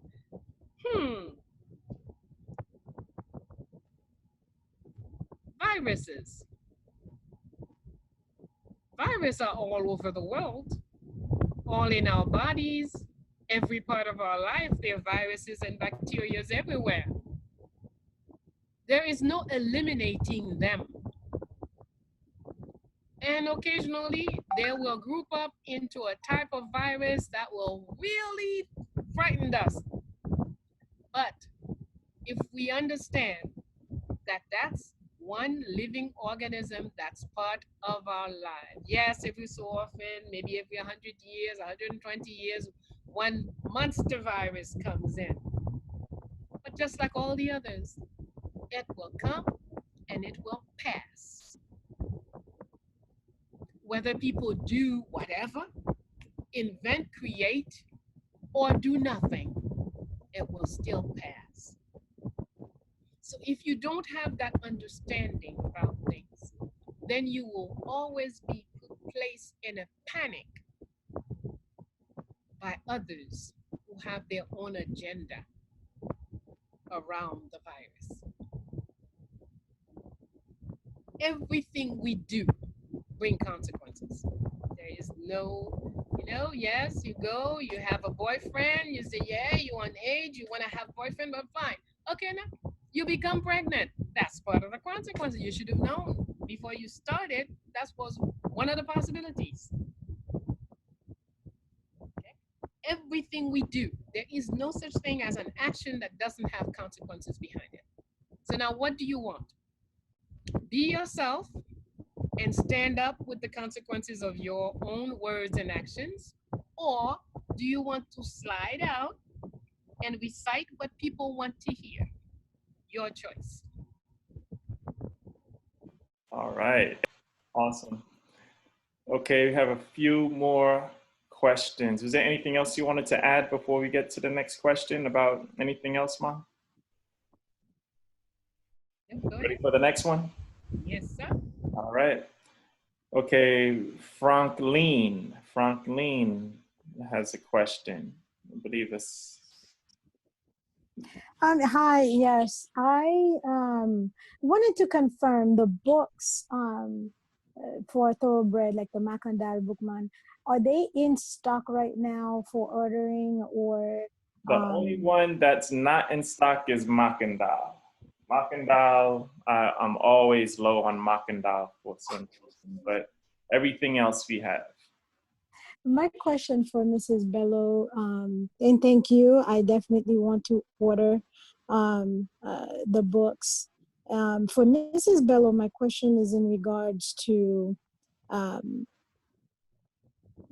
it's in regards to education in Haiti.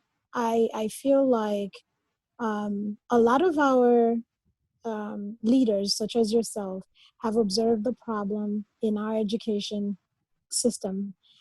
Yes, I understand that most of our schools, because I myself, I grew up in the Catholic schools, most of our schools are run by the Catholic Church. And we are, to this day, even with the internet and information being spread widely by all the work that you all are doing, there isn't still a conscious move for our, you keep saying we don't have a government, and I know you're gonna come back to that. Nobody is making a move as to changing the education system to where our children or the next generation is learning the true history, our story, and not what Les Frères de l'Instruction Chrétienne have been giving us. And those books here, they are available for us, but these children, they're still studying that big book that I studied in, and I think it's a great disservice. How can us, especially the diaspora, how can we do something at making sure that these informations are available to the children in school nowadays? All right. Number one, Fondation Félicité, that is a primary purpose of Fondation.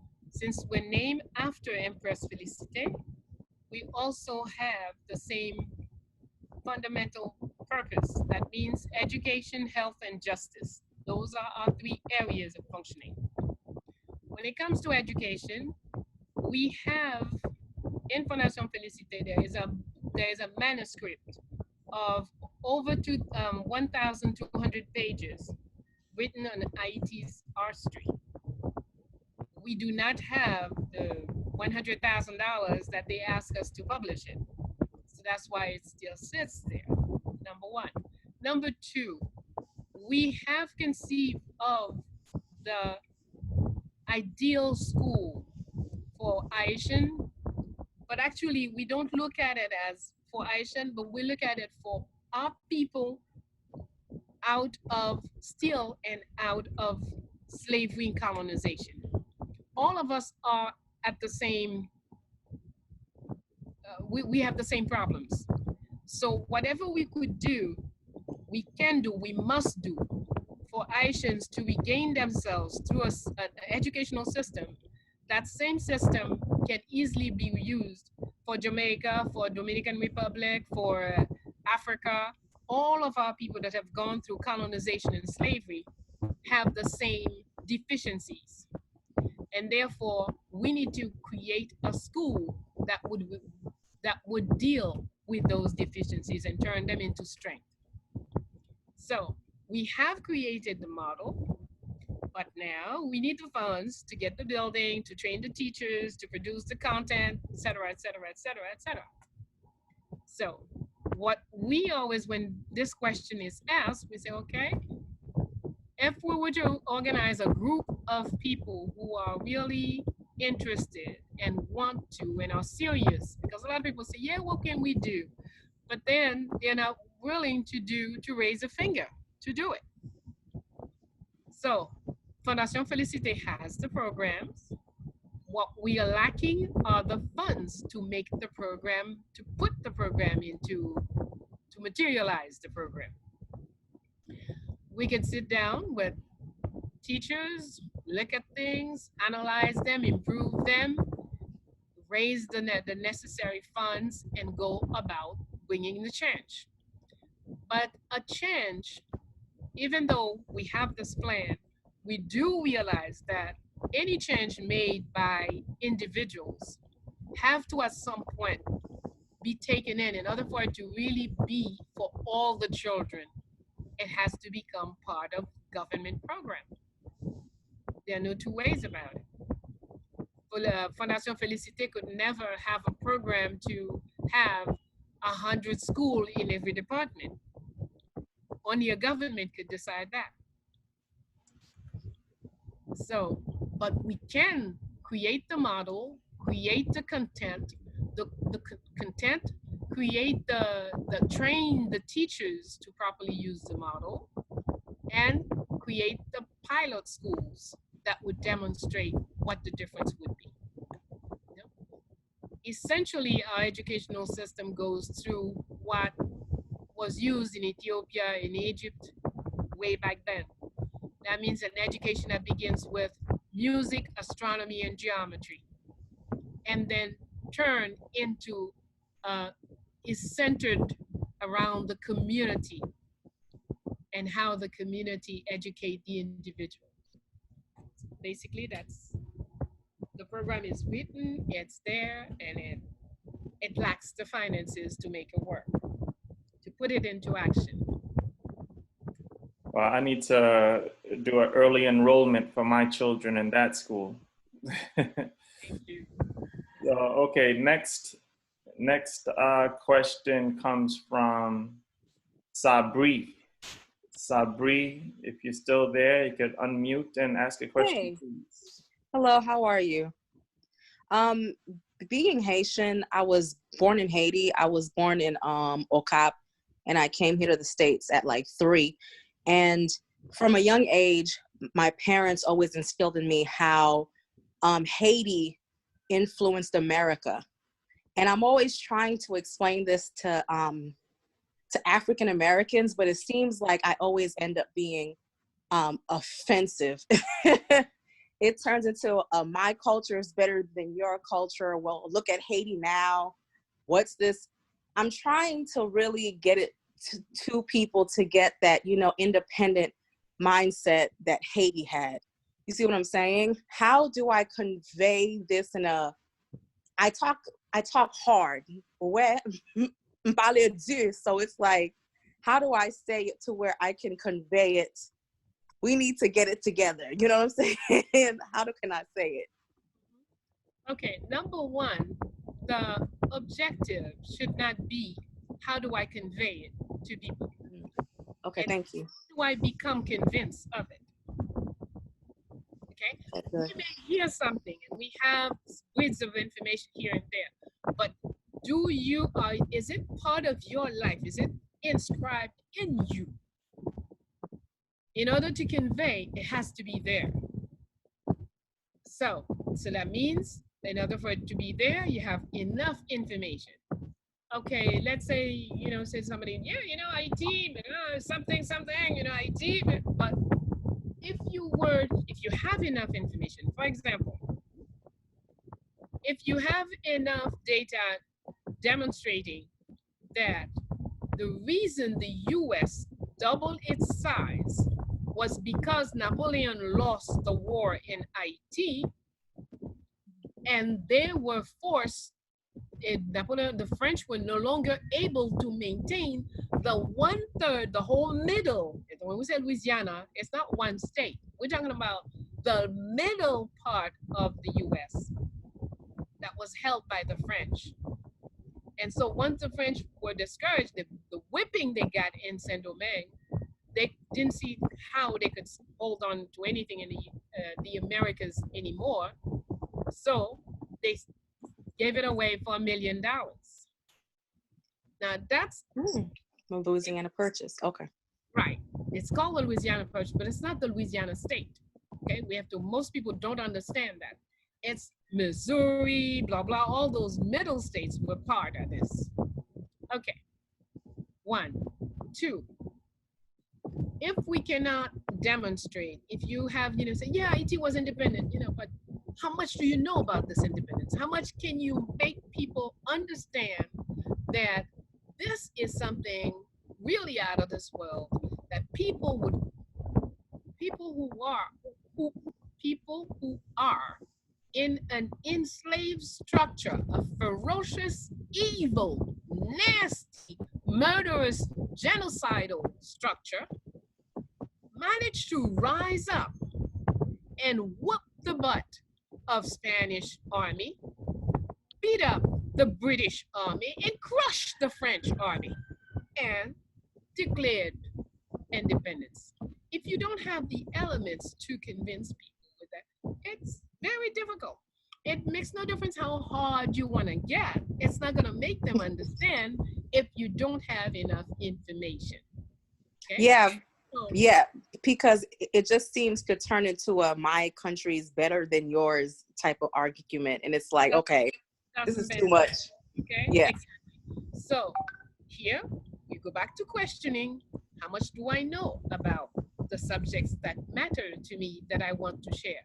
But if the I want to share is the main reason, you will never ground the information in you.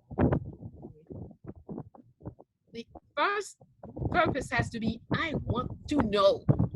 Okay? I remember when I was 14 in school in France, I had a school book, a social studies book that says, IT French colony, period. We're in 1960. IT French colony? Wait a minute. I'm from IT. IT is not a French colony. I had a big argument. I was kicked out of school for 2 weeks. And don't come back until you have 1,000 words to demonstrate what you say. Okay. I went all over France and couldn't find any proof of what I was talking about. Only in me, I knew it, and that was it. But ultimately, I sat down and I recited my little book that I had learned by heart when I was in school in IT. So I put it all down on paper. And then it occurred to me, I went to Paris, photographed the Haitian embassy, our flag, my passport, and I brought all this to the school. They didn't even look at it. They just put it, drop it on the bed, say, okay, you can go back to class. Wow. Okay. But that day I said, I don't ever want to be in a position where I cannot defend my country, that I lack the knowledge to do what has to be done. And that's where, see, I did not go out to learn so I could tell people. I went out to learn so I would know and be able to defend my country. Well, today it so happened that I'm telling everybody about it, but that wasn't the purpose. See? So make it your purpose that you are convinced of what you say. Fantastic. Okay, last four questions. Last four questions. So we have next is, well, let me see what I have next on here. Oh, okay, yeah. For those that are interested, you know, we have two different series going on. Today is Tuesday, Know Yourself series. But on Thursday, we have Bayyinah and Friends. So is there anything you want to mention about this Thursday, your special guest this Thursday, Bayyinah? Kim Magloire has a PhD in epidemiology. She is from Princeton. She graduated from Princeton, and she has created SciTech Kids, which is an institution that is whose objective is to make science fun to children. So more of our people, more of our children can be interested in science, come and do science experiments, demonstrations, different things and whatnot. So Kim will be with us on Thursday. And if you want to know more about science, how to make your child more interested in science, or what is available in the field for our children, Kim will be there to share all this with you. Science is part of our life, but in this society, they present science as, you know, well, science is out there and us little people are down. No. Join us and bring the children with you. I think she's gonna start with a demonstration. I think it'll be fun for our children to watch and learn and question. So we are looking forward to seeing all of you with some of your children on Thursday at 1. Absolutely, absolutely. And I'll share the link in the chat room in just a moment. So, okay, next question comes from Naja Phillips. If you're still there, you can unmute yourself and ask a question. Hello. Thank you so much for all the information and the sharing. My question is basically about the history, pre-colonial history of Haiti.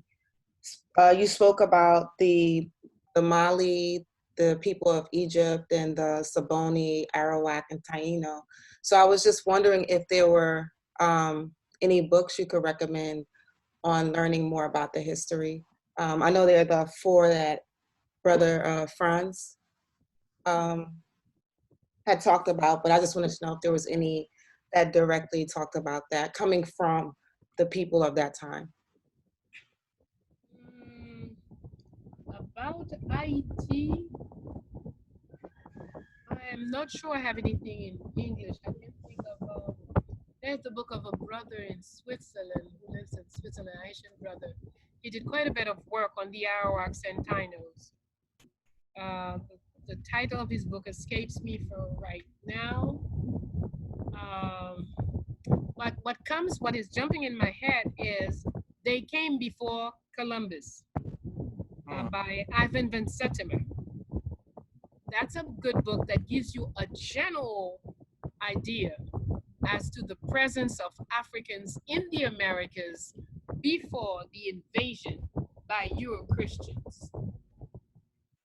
Thank you. That would be a good place to start. Also, I'll just jump in and say this is one of my favorite books about IET as well. It was written by Edridge Danticat. It's called Anakaona, Golden Flower. And it mostly talks about IET prior to colonization, prior to the European invasion.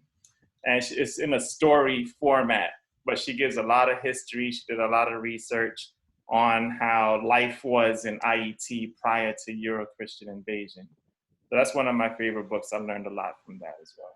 Thank you. Do you mind putting that one in the chat? Just typing the title in there. Sure, no problem. Thank you. Yeah. Okay, let's see. Next question is Ayi Sayen.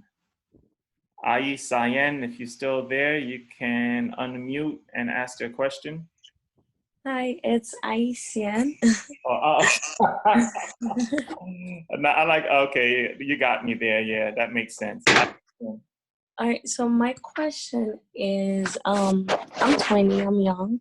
I'm a chosen in my family, and I do have, and we have a home farm that I'm supposed to be taking. But me and my dad, we don't really vibe, and I don't really like his energy, but he's supposed to be the one taking care of everything for me. I know it's not supposed to be like a personal thing because it's a home for it's something that I'm trying to build, as well as having like a school for voodoo as well where I live. And I guess my question is, how do I do this with someone that I don't really like his energy like that, and also in my family circle, because they don't none of them really are like in voodoo. They're all like in other religion, like Christian. They're all Christians. So yeah, I got two questions basically. I'm sorry, I think I missed the question. I heard the comment, missed out on the question. Okay, so the question is, how do I do this with my dad, who's someone that I don't like his energy like that? And I'm in the States, he's in Haiti. He's supposed to be the one handling everything for me. And also, how do I do this in my circle where like my family is like all Christian, even though they don't live in Haiti, but they still have like a say in it, if that makes sense. How do you do what? Oh, so there's a home for. Okay, you want to be initiated. Is that what it is? No, basically it's a home for that I'm supposed to take over. Aha. Oh. A home for it's been years.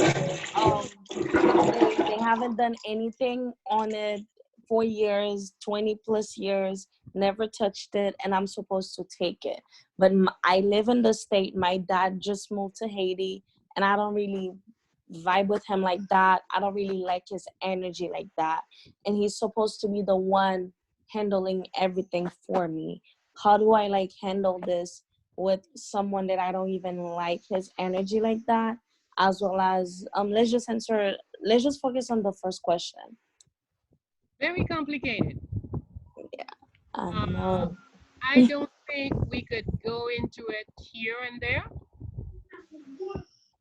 I would say it's very, very complicated. I Because know. I would myself have to ask you 10 or 20 questions to see more clearly as to why is it you are supposed to take this over. Okay? We won't take the time to do this here. Okay. We could deal with it on by email. But what we can do in a general way, if for any reason you're supposed to be responsible for something that you've not grown into, these are extremely complicated situations. And one should not jump into things like that. Take your time. The place is probably operating, even if it's not been taken care of properly, but somebody is probably going by, doing libations, doing something. This person has rights. You can't just jump in and say, oh yeah, I'm the one, step out. It's very complicated.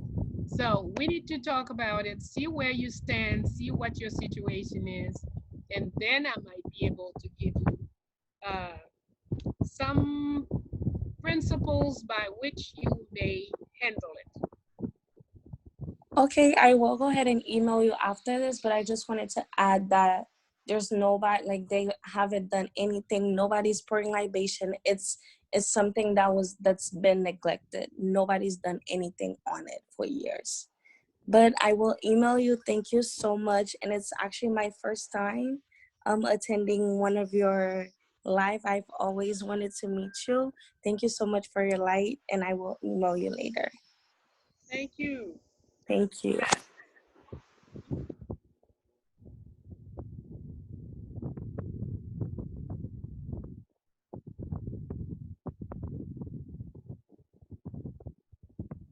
We cannot hear you. You're muted. I think you're mute, Franz. Oh, I'm muted. Okay. All right, you got the next question comes from John. John, you could go ahead, unmute yourself and ask a question, please. The last two questions. John going once. John going twice. Can you hear me? Yes, I hear you. Okay, thank you, Franz. My question is in regards to some of the events that just happened yesterday. I was looking at the news and I seen one of the buildings that Christoph Henry built caught on fire, the dome of the cathedral. And I was thinking about that, and I was reading some of the comments, and I just found it, an idea popped in my head, because when King Henry established his monarchy and he started his flag, underneath his flag, he put, from my ashes that I rise, and God has caused my sword to raise. I believe highly in the forefathers. I don't believe anyone can really criticize these people, because most of the people criticizing the forefathers really have not even 1% of what they've done. So my question is, what's your take on that? Do you believe that it was just a simple accident, or are you not familiar with the situation, or do you believe there's a central plan that our forefathers had already put the seeds in the ground that will come to a harvest eventually? Well, here is what my inner self will say. From the time I heard of the fire, the first thought that came to my mind was that in 1915, when the US occupied Haiti, they established corps of military around the citadel to shoot at the citadel from sunup to sundown for 90 days. They had set up a structure attempting to destroy the citadel, with nobody inside. It wasn't a war thing. It was them shooting at the building. And in fact, most of the damage that has occurred into the citadel since then was from these people. Now, Haiti, after the demise of King Henry left Haiti with naval force of over 200 boats. We do not have a single carcass of one boat today. He left us with a commercial fleet of 190 boats. We don't have a single of them now. Various governments have had, we had a Air Force, maybe 10, 12 planes. Today, we do not have the carcass of a single plane. Even under Jean-Claude Duvalier, there was a two-plane Air Force.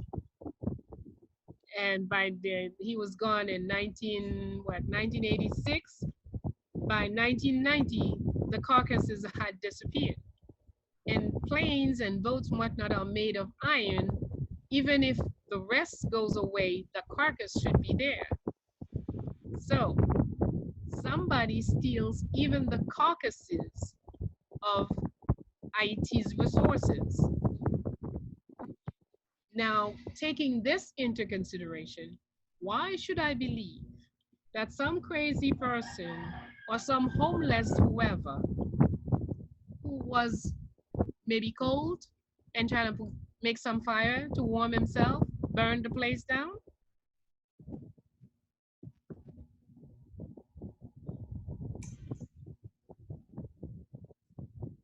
Shall we leave it there?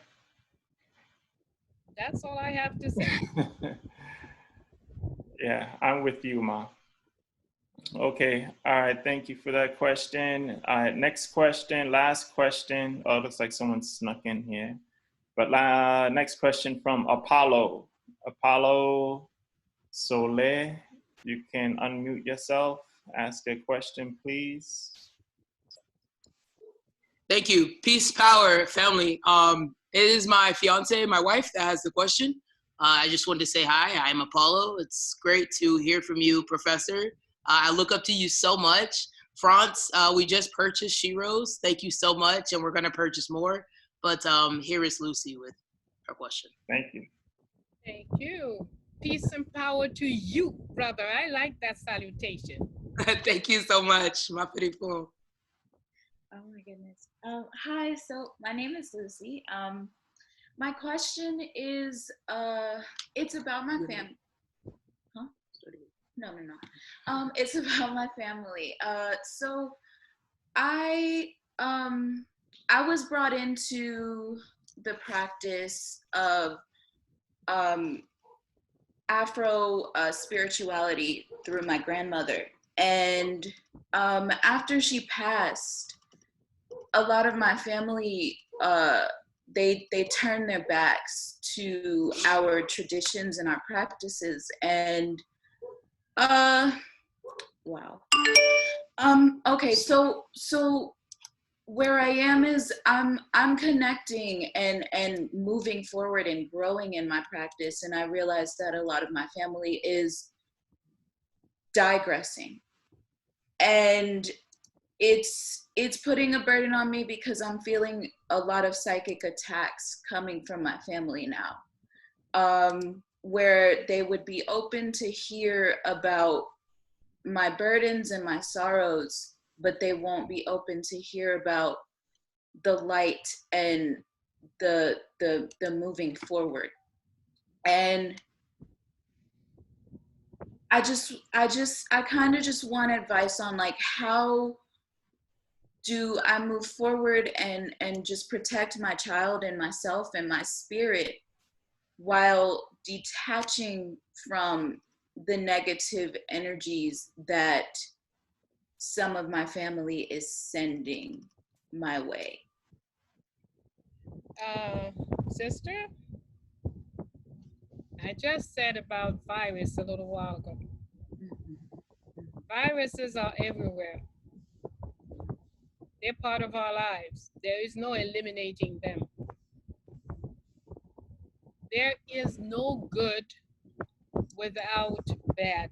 There is no well without, there is no positive without negative. That's life. When we want to eliminate one,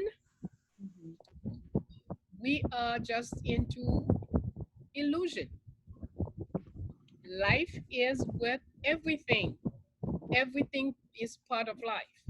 Now, what is your attitude? The problem is your attitude. If you think people can harm you, then you give them the power to harm you. If you put in your head that people are doing this and that, hey, listen, I will not imagine for 1 minute that everybody who listens to Bayyinah Bello loves Bayyinah Bello. That does not exist. For every 100 people who may love her, there will be a quantity that detest her. There will be a quantity that are indifferent, a quantity indifferent to her.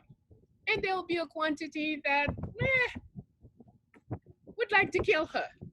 And that's fine. That's life. All of it is part of life. Now, those who love her will have my energy on a continuous basis. The others, I really don't care. They do not exist in my book. I do not feed them. I do not deal with them, and they will bring no fear into my life. Only you, the divine lives in you. Only you can allow someone to harm you by fearing what they might do to you. You open yourself. But if you concentrate on what you're doing, your mission, your work, with the absolute confidence, trust that as you do shall be done unto you. You don't go after anybody, you don't look to hurt anyone, and nobody can hurt you. You just have to look at life this way. Do not give others power over you. The divine lives in you, the divine lives in them. They are not more powerful than you unless you decide that it is that way. Please trust your inner self. Trust the divine in you. Do what you have to do and don't worry about those who have other business. That's their thing. Absolutely. Be blessed, my sister. Thank you so much. Thank you, thank you, thank you. You're very welcome. Thank you so much, Professor. Very welcome. Thank you, both of you. All right. We're gonna go 333. What's that? Oh, I said thank you. Oh, people are saying thank you. Okay. It's All right, so as we 333. wrap up, I just want to remind you guys, next week, Tuesday, part 3 of our session, Grasp Your Convictions so you may speak rather than repeat. So it's going to be Tuesday, April 21st. So that's going to be our next, the next part of the Know Yourself series. So make sure, if you already registered for the Know Yourself series, you're already registered for this one coming up. So you don't have to re-register. But you do have to, if you're looking to register for the Bayyinah and Friends, then you have to register for that. So that's going to be next Tuesday, same time, same channel. So we look forward to seeing everyone again then. And also I wanted to say a special thank you to everyone that made donations for this series. That's pretty much how we're able to do this thing. We have, I just upgraded my plan on Zoom so that we could accommodate everyone. I know last week we had a lot of people that weren't able to get on the program with Professor Smalls. So I invested so that we can go ahead and, accommodate everyone moving forward. So your donations make all of that stuff happen. Okay, so thank you so much for that. And I know there are a few questions, but what I'm going to do is I shared Professor Bello's email in the chat. So you could please send Professor Bello an email with your questions. She'll be more than happy to answer your emails when she has time. Excuse me. But we're gonna have to wrap up this session today. So thank you everyone for logging on. And as always, I'd like to leave the final word to Professor Bello. Is there something you would like to share with all of us, Professor, so that we can go on the rest of the week with inspired? Our subject today was face up to your weaknesses so you can turn them into forces, strength. So try to really think about it. Every time you look at a weakness in you, face up and say, oh yeah, you're that way by now. You need to stop that. If you talk that way to yourself, you will find yourself, you'll give yourself the power to change some of the things you dislike about yourself, the weaknesses in you. So do work at it. Not just do it once, twice. We did breathing exercise for your health, for your well-being, for calming. You could use your breathing to stop headaches. You could use your breathing to stop pains in different parts of your body. So do increase, today more than ever, increase your oxygen intake. It will make sure the body can take care of itself and keep away anything we don't need in our bodies. Work at your ability to strengthen your determination.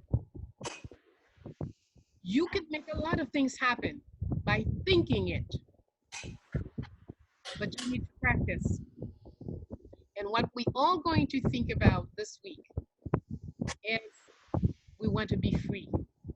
We want to regain our right to walk the streets, to go meet our friends, to kiss our brothers and sisters, to hug. We want to get back to our lives. It will not happen if we forever, whatever people say, we just take it in and then that's it. No, set the world the way you want it and make it that way. Work at it. We want to be free during the month of May. Starting May 8th, we want to be able to gather and celebrate our Queen and our Empress. And then down the way, I will come and visit you. We must set it up in the world, open up the airports, open up everything.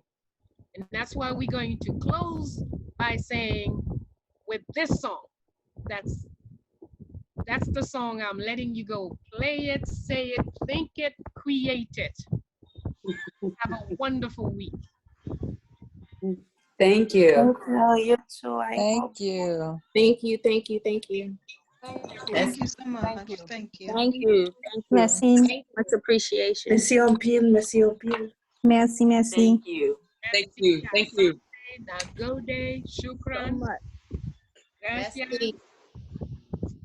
Thank you very much. Thank you very, very much to each one of you. Thank you very much. Thank you. Person whose throat I will open it. clear. Thank you.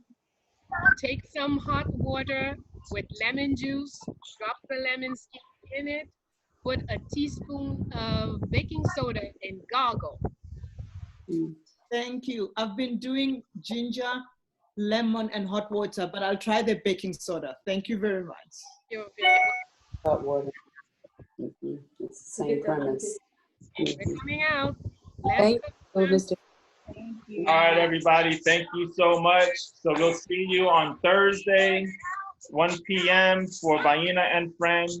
And then we'll see you next week, Tuesday, for the continuation of the Know Yourself series. So thank you, everyone, for logging on again. And have a great day. Be safe. Wash your hands. And protect yourselves and your families. Thank you so much. Thank you.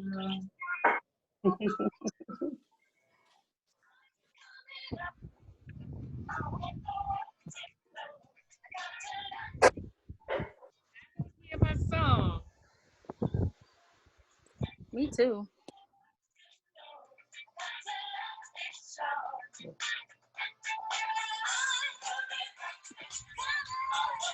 Coming out. Breaking loose.